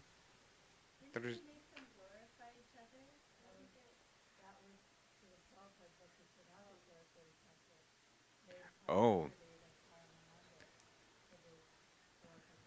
They had burning sticks of wood, and they were chasing each other with burning sticks of wood from the kitchen.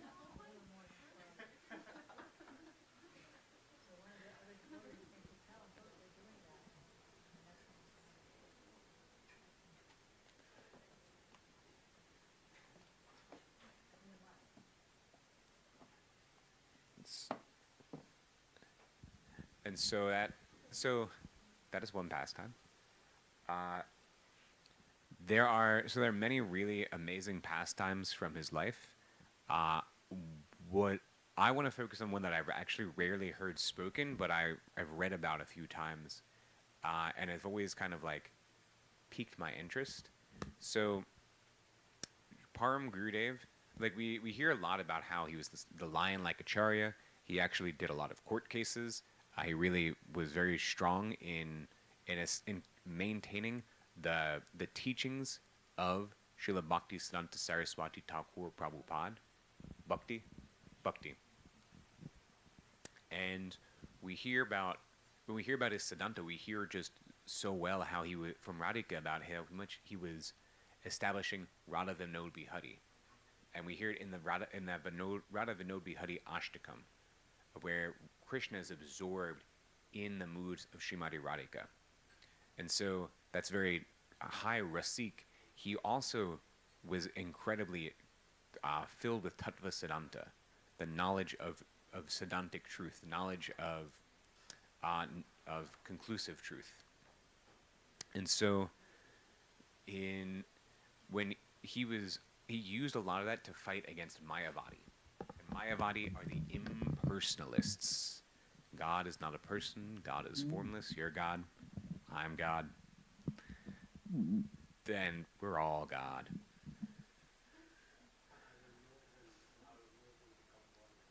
And I'm going to merge and become one with him.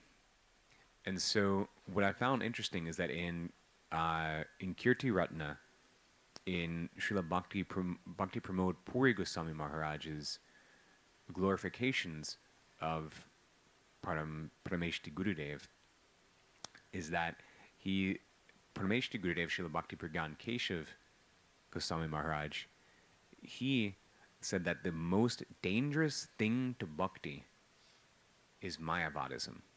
Which to me, I was like, wow, like I'm not here in the temple being like, the Mayavads, I'm not like, so, thanks. To me, I'm being raised in the West, it's more like nihilism and like drinking, like all the like crazy stuff out there, like that's like, like boga, like sense enjoyment. We're in Miami.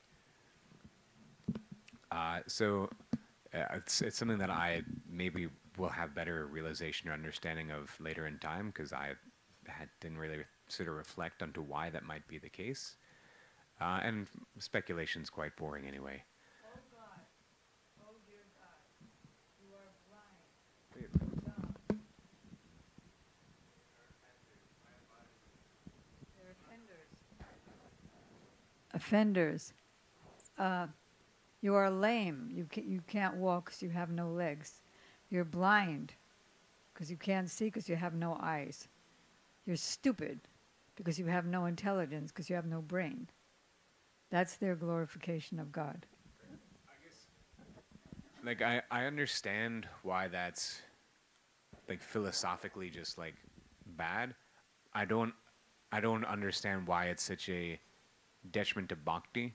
I guess it's such a detriment because if one has really developed that conception, then it prevents one, even if one's heart's moved, it's so hard for that.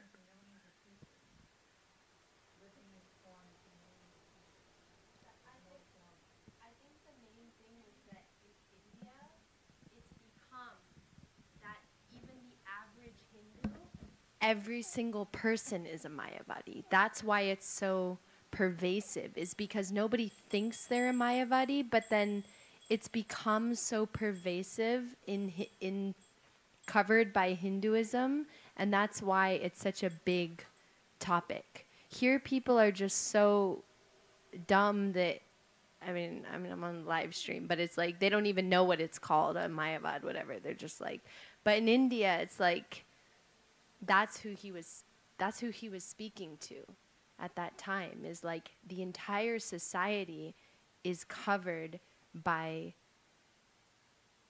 that. I mean, even now, Vishnu, Krishna comes from Vishnu. It's just a big, nobody even knows what they believe or what they. It's just all a big whatever. But then there's a serious hardcore.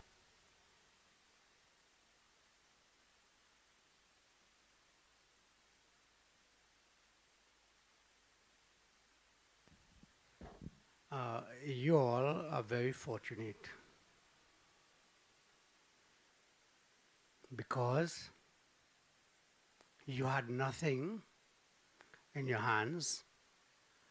Your hands were empty, and you were given this philosophy, and you accepted it, and you run with it. So in that case, you all are very fortunate. In my case, what Didi is saying, I grew up in it. I studied it. I lived in it. And one of Didi godbrothers, Ma Buddhi Das, he said, Krishna. My name is also Krishna. He said, you got a problem. Your hands are full. Full with what? This Mayavad philosophy. You got to drop that. You got to empty your hands, and then you'll be able to receive. I know what I did? Boxes of books over the years that I studied and accumulated. I put them out in the garbage. And one person asked me, why did you throw away these books? I said, if I have a bottle or a jar with poison, and I have a bottle with nectar or honey, will I share the poison? No, I will throw away the poison, and I will share the honey. You understand it? So in that case, I had to, the effort I had to make to be here is twice as hard as your effort. So I was just complimenting what Didi is saying. 99.9% of the Hindus are Mayavadis. I just had an encounter where I was preaching, and a big Mayavad Pandit, when I said that our constitutional position in this life is to become an eternal servant of the Lord. We must love him and serve him. And I quote the verse, and he said, objection, objection. He disrespected the whole gathering, you know. So I did not carry on no further debate with him. I just continue, you know, what I was saying, and I just ignored him. Right? I even said, in the Bible, Jesus said, you got to love with all thy soul, with all thy heart, with all thy mind, and to love thy neighbor like themselves. And why did God made you? God made you to love him and serve him. And that kept him quiet. Yeah. Thank you. And, you know, thank you for really, both of you, for shedding that light, because to me, it's, you know, I've completely, like, ignorant of it. It's like, you know, being born in the West, having nothing, no like deep philosophical background, and what you've both said have made me reflect on what Param Gurudev, Pradeshti Gurudev, went through in his college years. He was attending college, and I believe it was in either Calcutta or within Bengal. Anyway, and he was disaffected. He was not a big fan. We've heard how he was raised, and he was naturally so incredibly pious and religious. But like, like a young child giving all their lunch money to a woman suffering from cholera? It's like, mind blowing. And the professor was teaching a Mayavadi interpretation of Chaitanya Charitamrita. You know, Chaitanya Charitamrita is like very, as far as, I mean, I've only heard from Srila Prabhupada, our Prabhupada, which is very much giving it to us as, you know, as Gaudiyas. But I cannot imagine, I can't imagine there's a way to give Chaitanya Charitamrita as Mayavadi, as impersonal, and yet this is what's being taught in university, no less. And so it's helping me reflect to thinking, well, there's a light that the Vaishnavas are giving to us. There's this deep understanding and realization that our consciousness is developed over time through realization, through applied realization.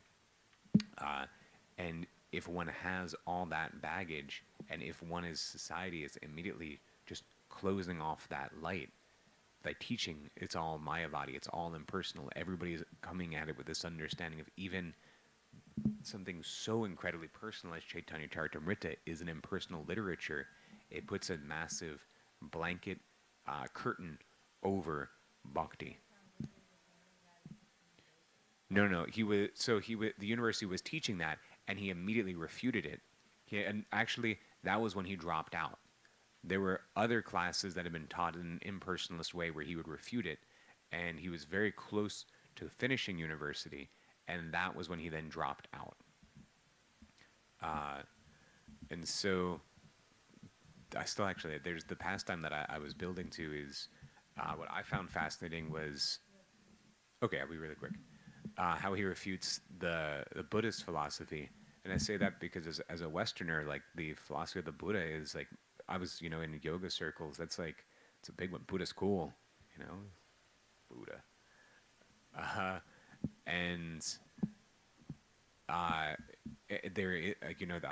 There is no understanding of, wow, like, what's the importance of nirvishesh, Brahman, nothingness.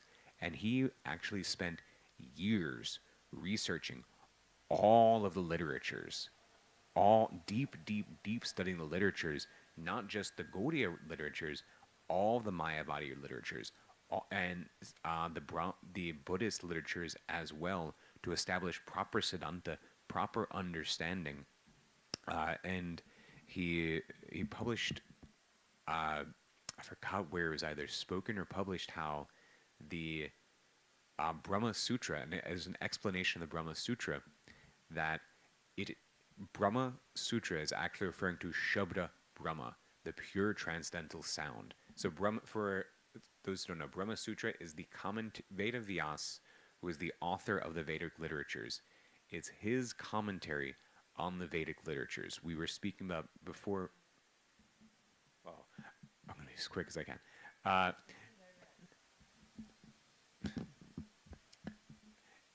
What I found fascinating, I'm going to cut to like the end with the end of the Brahma Sutra stuff. Found fascinating is that he actually went through and he found that the Buddha that is typically like really like worshipped these days is not the Buddha mentioned in the Vedic scriptures. There's actually a Shankarite lineage worshipping the Buddha in Bodh Gaya, which is like the place where the Buddha of this age was like enlightened, but it's a different Buddha, and that Buddha has been worshipped since previous yugas, and there's actual scriptural evidence to show that these were two completely separate Buddhas, and that the Buddha who is very venerated right now, is not the incarnation of Vishnu. So I'll leave that there. Haribol.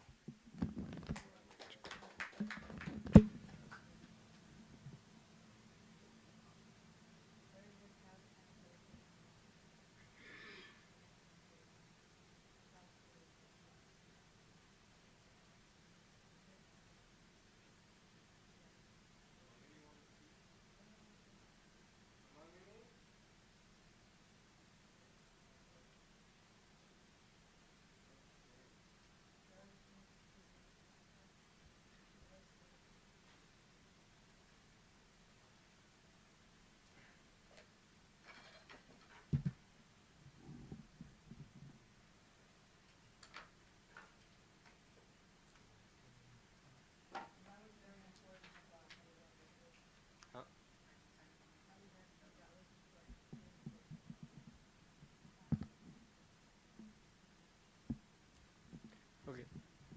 Namastrastam manumapi sachiputram matra sarupam rupam tasya grajam urupurim maturim goshtavatim Radhakundam girivaramo radhika madhavasham prapto yasya pratita kripaya shri gurum tam natosmi. I offer my dandavat pranams to my Srila Gurudev Shri Srimad Srila Bhakti Vedanta Goswami Maharaj, to my Shiksha Guru Devi Shri Srimati Shamrani Didi, to Srila Bhakti Pragyan Keshava Goswami Maharaj, and to whole Rupanuga Guru Varga, and all the assembled devotees. Please accept my dandavat pranams. Okay, so Srimati Shamrani Didi has requested that I speak on this one debate between, well, not debate, but discussion between the commentaries of Srila Bhaktivinoda Thakur and Srila Bhakti Siddhanta Saraswati Prabhupada, which has apparent contradictions.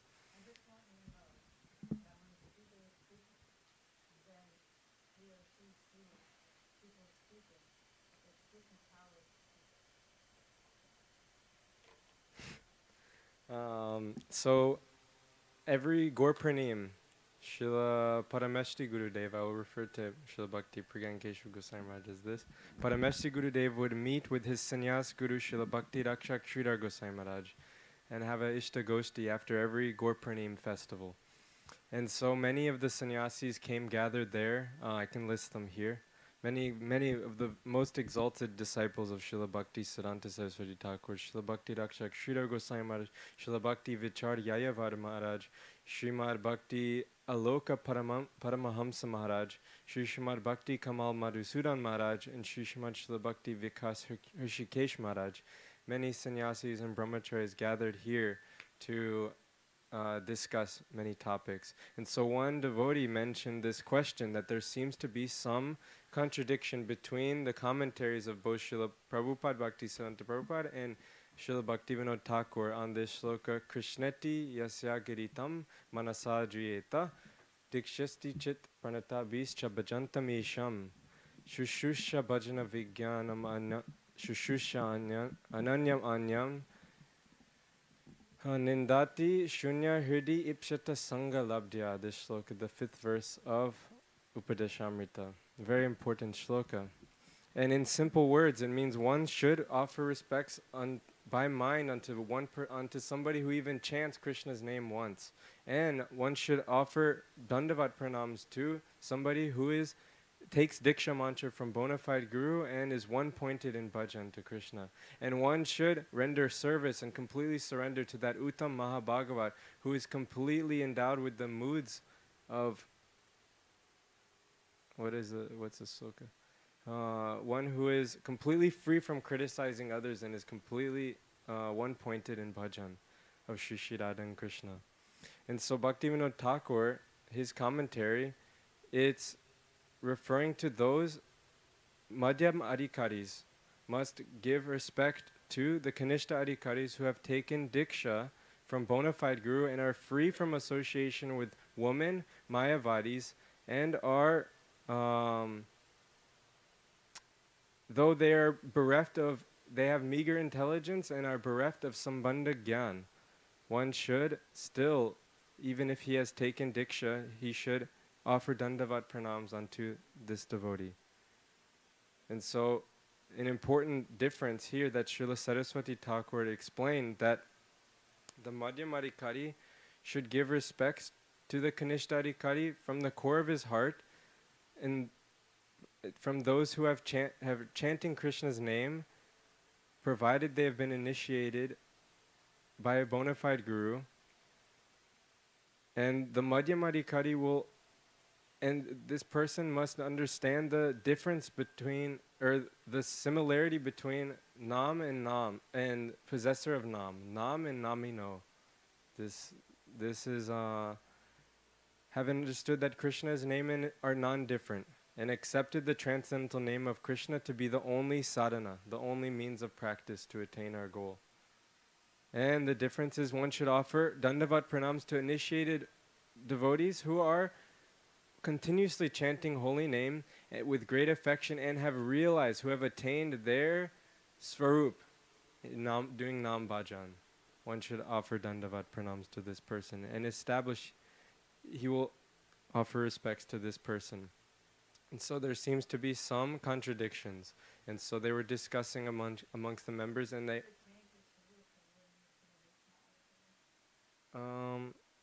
It says here that the Madhyamadikari will show respect by physically offering his dandavat pranam to those initiated Vaishnavas who continuously chant Krishna Nam with great affection and who have attained their own svarup by Nam bhajan and are established in Madhyamadikari. So, established in Madhyamadikari, Srila Bhakti Pragyan Keshav will explain later as to what it means to be established in Madhyamadikari. And so, the Vaishnavas asked Srila Bhakti Dakshak Sridhar Goswami Maharaj to speak upon this point. And so he glorified Nam Mahima, that even if a Chandala, a dog eater, or a very disgraceful person even chants Krishna's name once, this name is fully transcendental. And it doesn't wait for pious activities or any scriptural rituals in order for one to become purified from the holy name, for the holy name.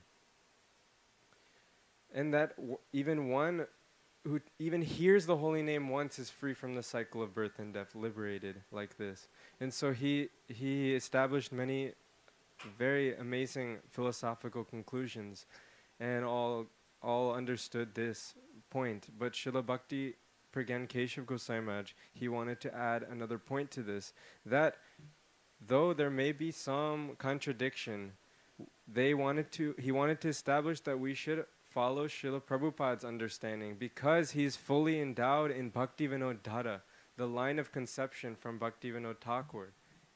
Him being his guru, being his actual father, and learning Chaitanya Charitamrita, Ujjvala Nilamani, Bhakti Rasamrita Sindhu, all these scriptures, these exalted scriptures, hearing from a baby about these conclusions, that he knows Bhakti Vinod Thakur's heart, and he's giving a commentary to that commentary. This anuvriti, knowing that this is his mood, why he's establishing these subtle differences, right? There is no real contradiction, no.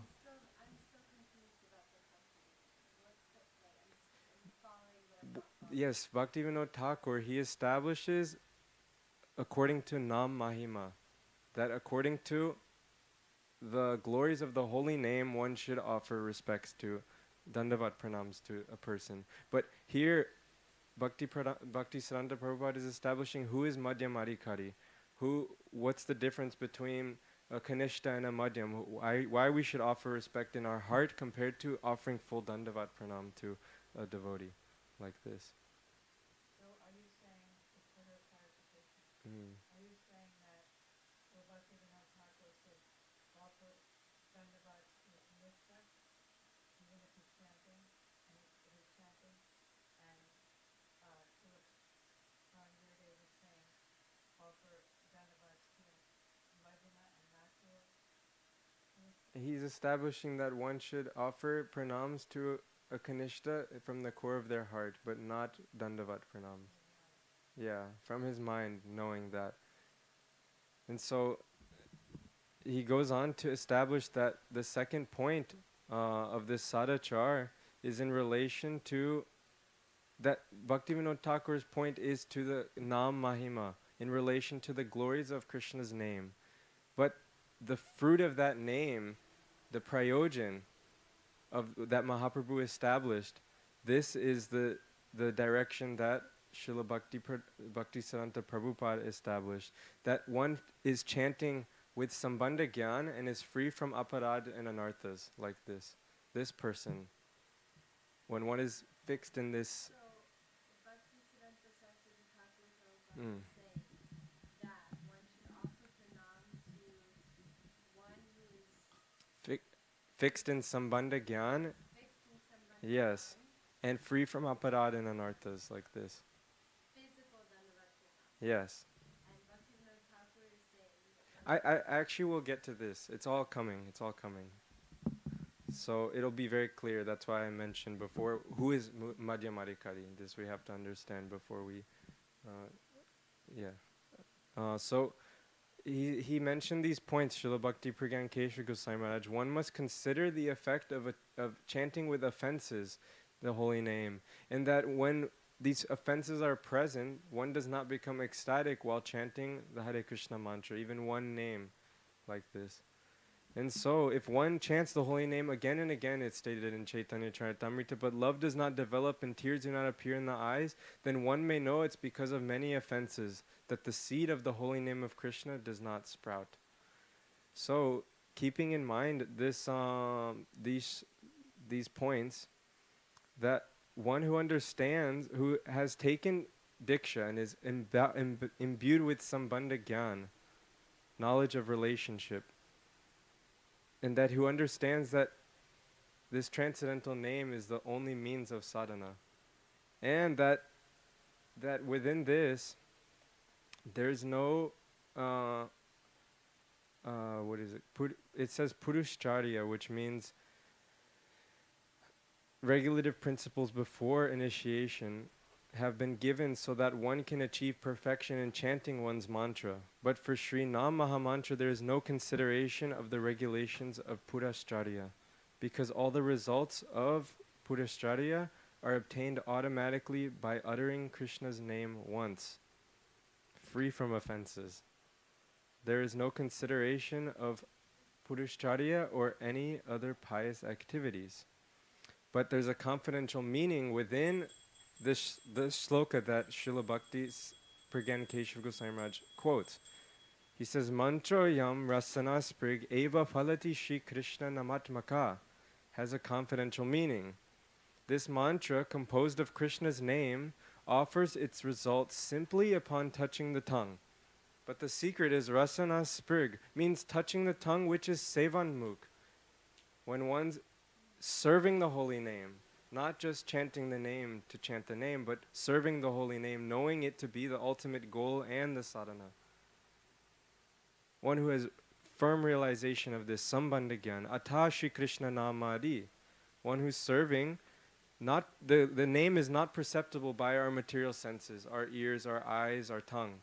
But when the holy name descends on the senses, and Nam, Rupa, Guna, Lila manifest on the jiva's tongue, then this is when the tendency of service arises in the heart to Nam, like this.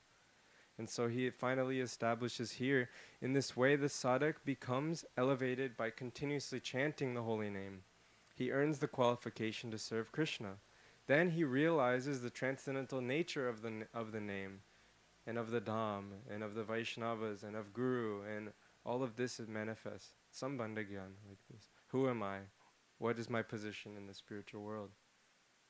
Realization of this.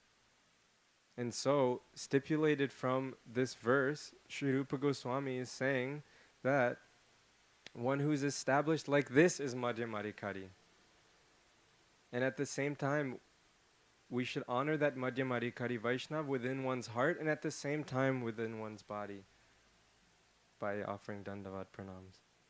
And so when the assembled Vaishnavas heard Srila Gurudev's thoughts, Srila Parameshti Gurudev's thoughts, they, which were pregnant with substantial Siddhanta, they all supported his opinion and applauded him heartily. Jai. So, go back to the Bhaktivinoda Thakur. Mhm. What seemed like a difference in what he was saying? What seemed like a difference is that he said, if such a Kanishta Adhikaris have received Diksha mantra from bona fide Guru and are engaged in Hari Bhajan, upon hearing Krishna Nam from their mouth, the Madhyam Adhikari will respect them by offering Dandavat Pranams. But Srila Prabhupada, knowing his heart, Bhaktivinoda Thakur, just that sentence. So in simple terms, these apparent contradictions actually need a purport from somebody who has realized these factors. He was just explaining Yes. that the words were different, but he was saying the same thing. This is what he actually meant when he said Kanishka, when he said Diksha, when he said the holy name. What's he saying? What he was saying? Yeah, the holy name, engaged in bhajan, taking diksha, engaged in Hari Bhajan. But then a Kanishta Adhikari wouldn't have that descent of the holy name on their tongue. So how can it be reconciled? He's just speaking in general terms. Yeah, it was general here. Krishna be happy, as Prabhupada make it. Yeah. Follow the full regulations of the Bhakti. This is to be brought to the Bhakti. It's an encouragement for one thing, and it's also like Prabhupada. Somebody said Gurudev was a difference for the Prabhupada. So Gurudev said, yes, I'm so different. All of our words are different. He says, drink clean water. And I say, don't drink dirty water. The only word that's the same is the water. So it seems to be different, but it's just a commentary. Like Prabhupada said, Rupa Goswami wrote how many verses in Upadeshamrita? 11 verses. How long did that take to write? Like 3 pages. But our Prabhupada has a book of 100 pages on those verses. He's just, what is it, with the cotton swab? Fluffing out a cotton swab. Understand? So they thought it was different. They didn't know who to believe. So Param Gurudev said, if you believe him, then you've understood him. Yeah, there's what came to my mind after that was there's also different considerations according to Krishna's name. You know, as I explained this shloka, Tashi Krishna Namadi, okay, you're chanting the holy name, but with what mood? With And are you chanting the holy name, or are you chanting offenses to offenses to the holy name, right. And then it goes into even deeper aspects, you know, of Nam Mahima, like the different categories of Nam. So it's actually quite a deep subject, but he wanted to establish this clearly, who is Madhyamadikari, why there's no difference between their apparent contradiction, and just establishing that further, and also quotes from Chaitanya Charitamrita like this. So, yeah. Vancha kalpatarubhyascha kripa sindhubhayeva cha patitanam pavanebhyo vaishnavebhyo namo namaha.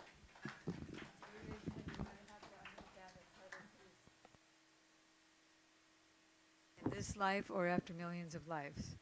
But we can't go over it, he said. Just pass it and think of Kilakinchita bombs. Hemangani? For you, on behalf of you? You mean you studied and hit?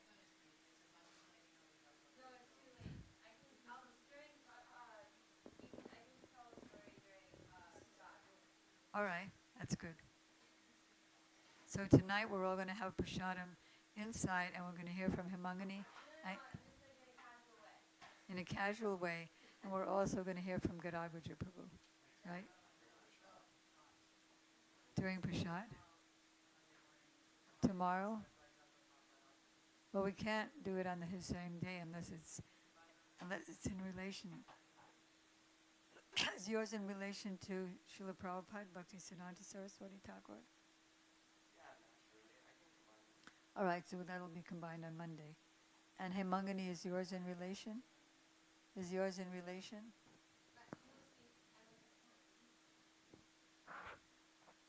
No, because I'm saying if it's in relation to Prabhupada, then you can speak it on Monday.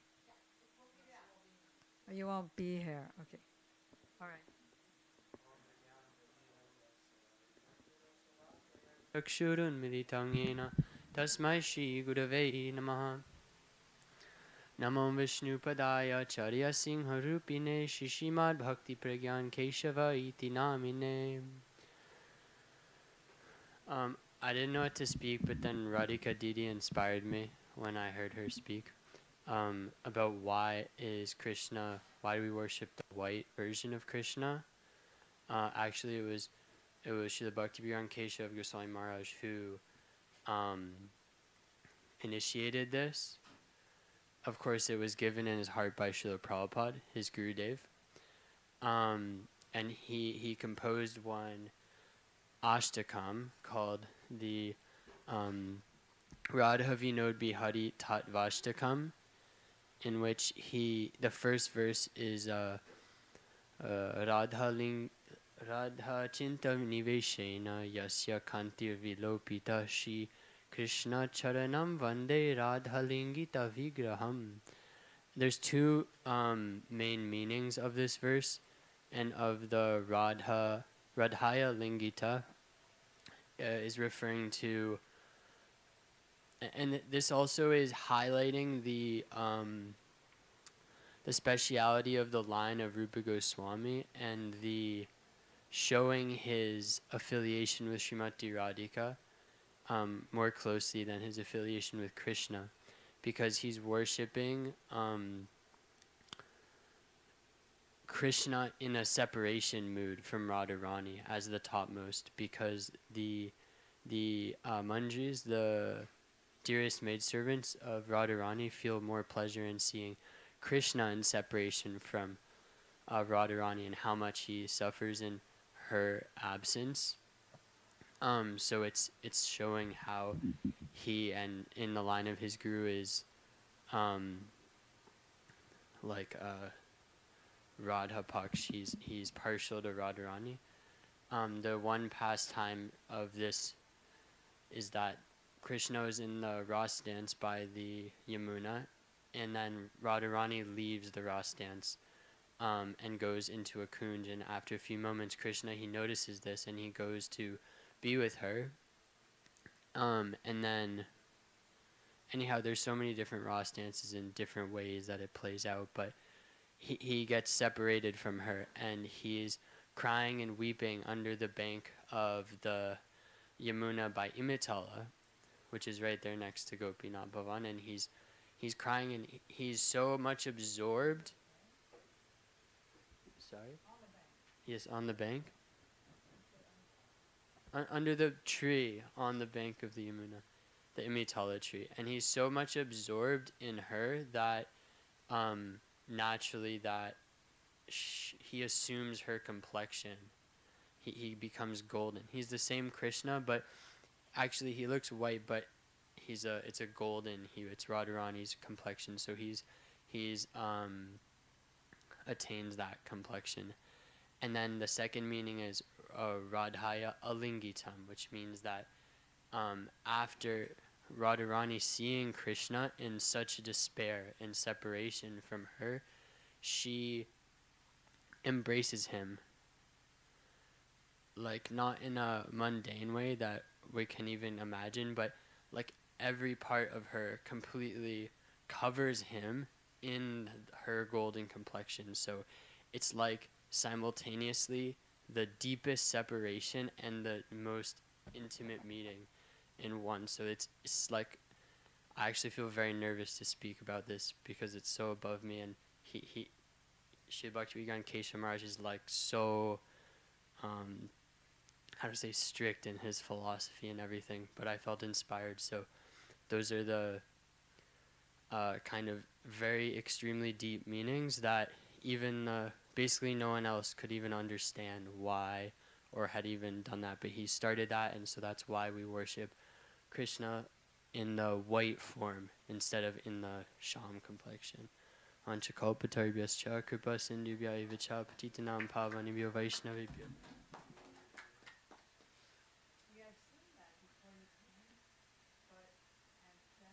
But you added an extra depth to that, so thanks. And the Srila Guru Govinda Goswami Maharaj's book, The Embankment of Separation, really goes into that.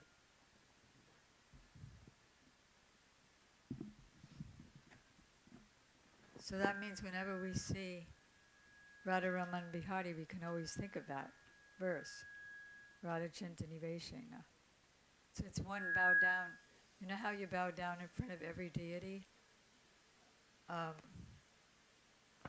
And I asked Gurudev, what are you saying under each deity? Because when I joined him, I was always saying Namah Vishnu Padaya for every deity. So I saw he was uttering different things for each deity. So I said, what are you saying? He said, when you come to my this, you will understand what I'm saying. But anyway, so now we have another prayer to say when we see Radharaman Bihari. Okay, good. And that's it, or can we get him on here because he was short? All right, so this. All right. You'll be here tomorrow, so you can say something tomorrow. Okay. All right.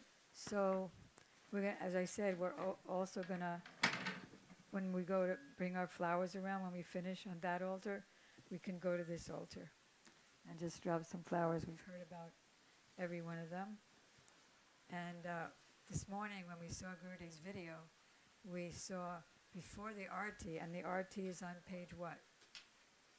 The arti to Srila Param Gurudev.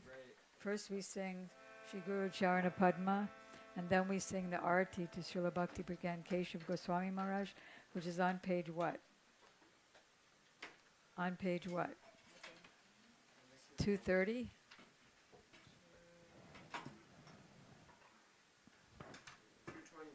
226. Okay, so, and so this morning, Sripad Madhav Maharaj was doing a lot of archan.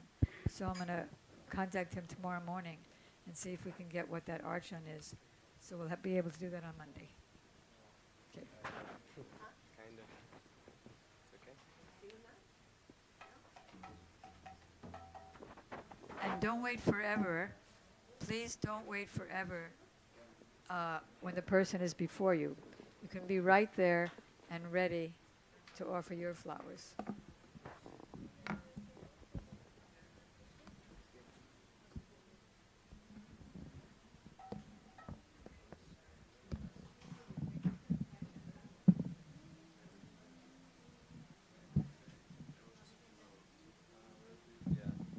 We're gonna sing Shri Guru Charana Padma first, so then you'll do Shri Guru David. I kind of remember. Shri Guru Charana Padma Kevala Bhakati Sadma. Shri Guru Charana Padma Kevala Bhakati Sadma. Vandamui Savadana Mate. Vandamui Savadana Mate. Jara Prasade Bhai He Bhavatariya Jai. Jara Prasade Bhai He Bhavatariya Jai. Krishna Prapti Hoy Jai Te. Krishna Prapti Hoy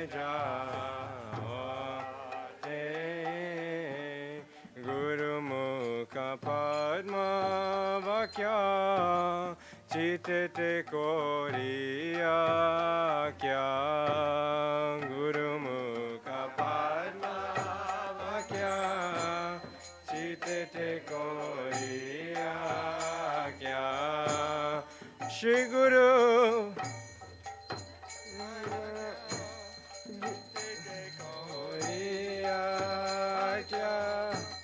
Arana kori ho mane asha Arana kori ho mane asha Shri Guru charane rati aise utama gati Shri Guru charane rati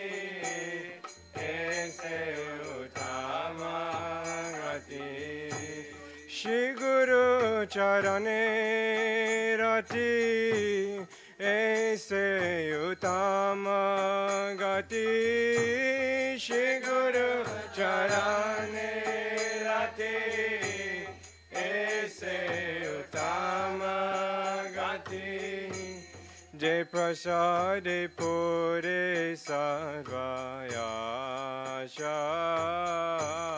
Jai prasade pure sarvayasha Jai prasade pure sarvayasha Jai prasade pure sarvayasha Chakshudam dilaje janme janme prabhu se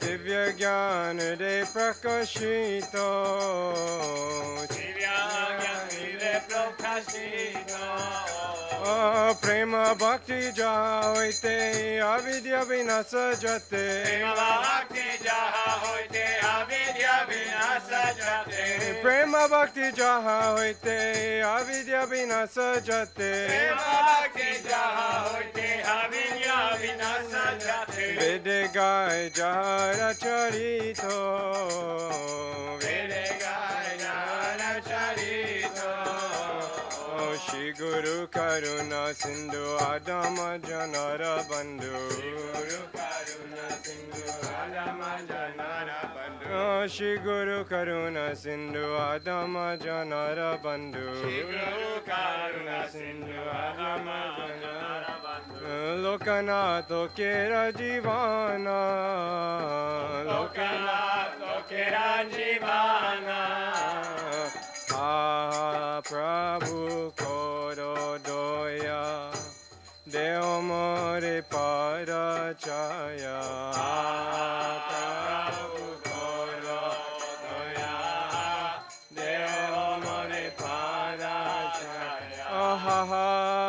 Prabhu Koro Doya Deo More Parachaya Prabhu Koro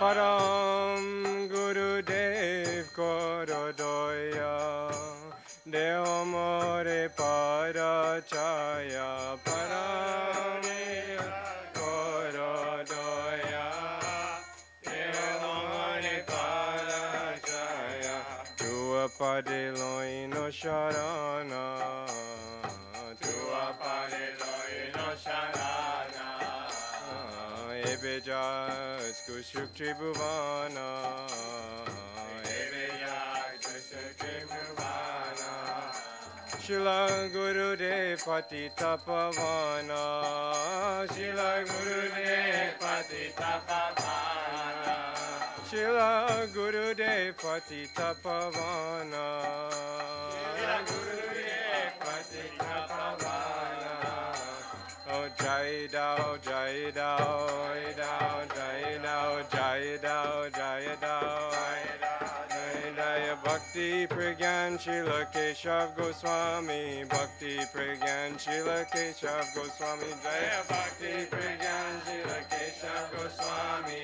Bhakti Pragyan Srila Jaya Jaya Gurudev, Gurudev, Gurudev, Jaya Jaya Gurudev, Jaya Jaya Gurudev, Gurudev, Gurudev, Jaya Jaya Guru, Jaya Jaya Prabhupada, Prabhupada, Prabhupada, Jaya Jaya Prabhupada, Jaya Jaya Prabhupada, Prabhupada.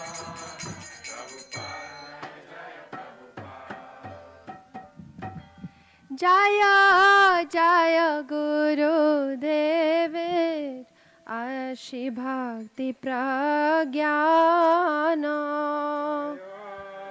Jaya Guru Deva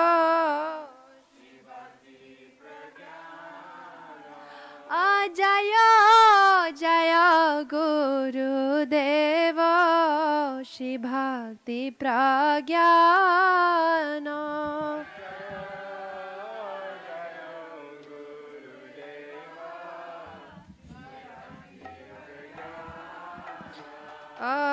Parama Mohana Rupa Artha Vimochana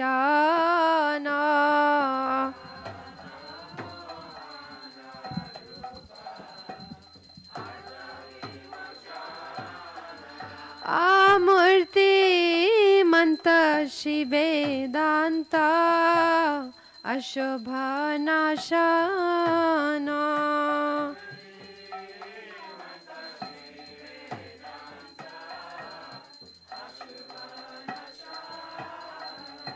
Oh Bhakti Grantha Shivedanta Tava Vighoshana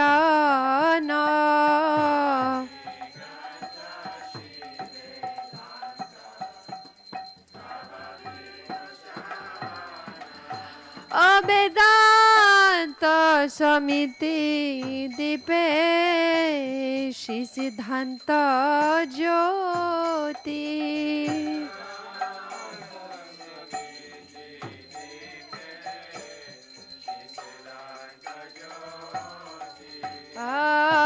आरती तुम्हारा ताहे होया निरवधि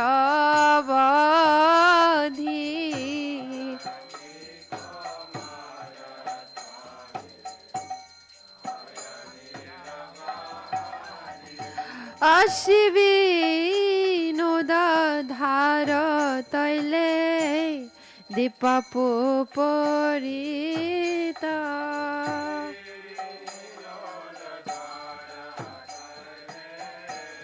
दीपा प्रपुरिता अरूपानुगदुपे दाशोदिकाया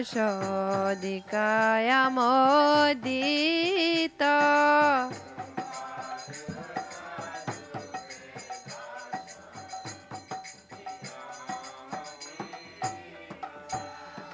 सर्वा शास्त्र सुगंभीरा करुणा को माला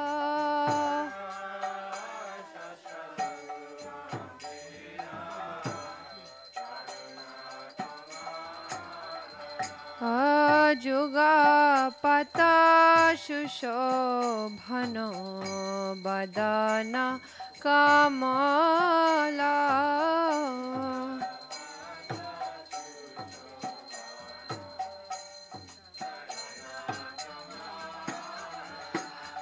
सर्वा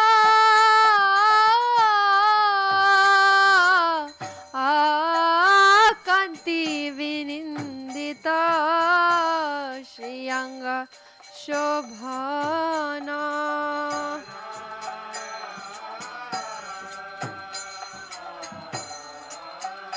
कांति विनिंदिता श्रीअंग अजाति वास परिधानी जगत कल्याण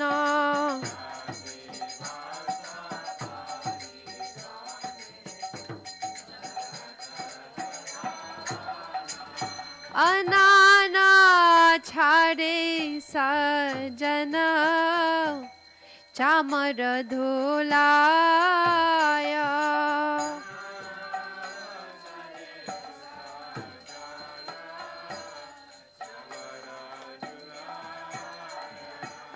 गौरा जानयुचा कंते समुधर गाया गौरा जानयुचा कंते गौरा जानयुचा कंते समुधर गाया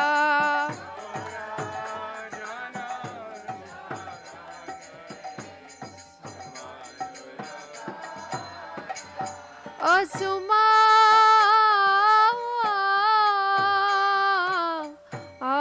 अंगला निराजना करे भक्तगण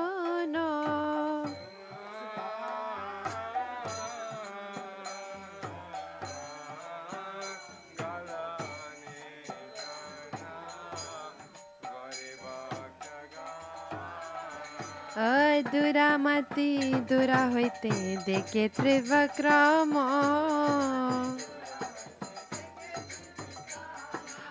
जय जय गुरुदेव श्री भक्ति प्रज्ञान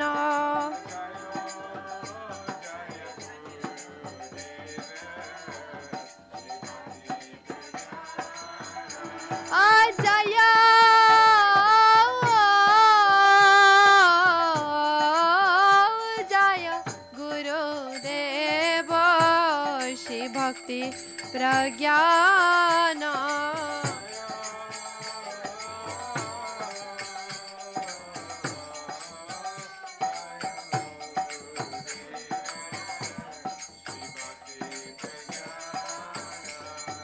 परमा मोहन रूप अर्थ विमोचन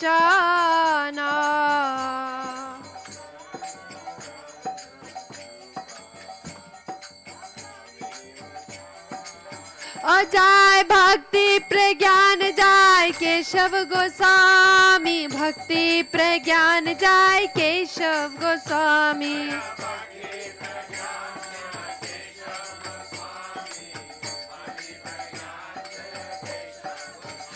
जय भक्ति प्रज्ञान केशव गोस्वामी भक्ति प्रज्ञान केशव गोस्वामी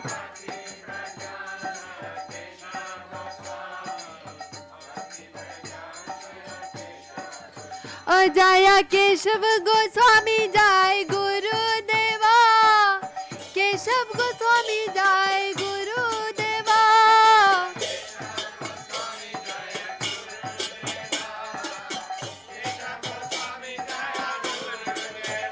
जय भक्ति सिद्धांत शिला सरस्वती प्रभुपाद भक्ति सिद्धांत शिला सरस्वती प्रभुपाद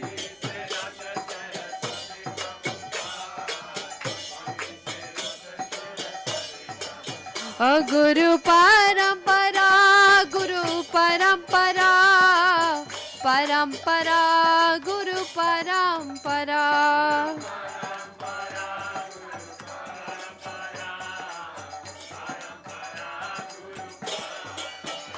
जय नारायण गोस्वामी शिला गुरुदेवा नारायण गोस्वामी शिला गुरुदेवा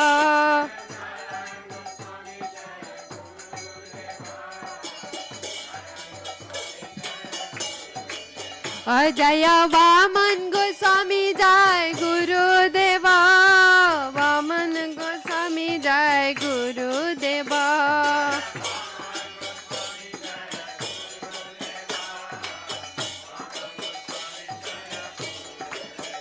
जय त्रिविक्रम गोस्वामी जय गुरुदेवा त्रिविक्रम गोस्वामी जय गुरुदेवा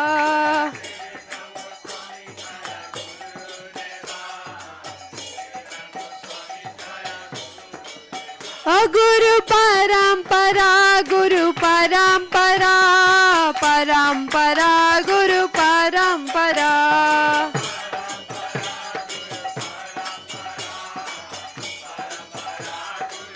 निताय गौर हरि बोल हरि बोल हरि बोल गौर हरि बोल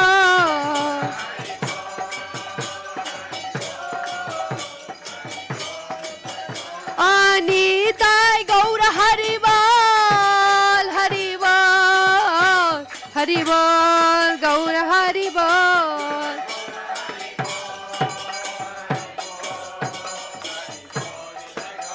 Anitai Gaura Hari Bol, Hari Bol, Hari Bol, Gaura Hari Bol.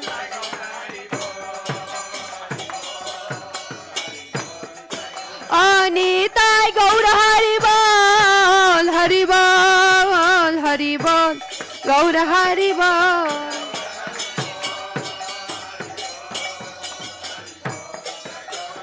Nitai Gaur Premanande.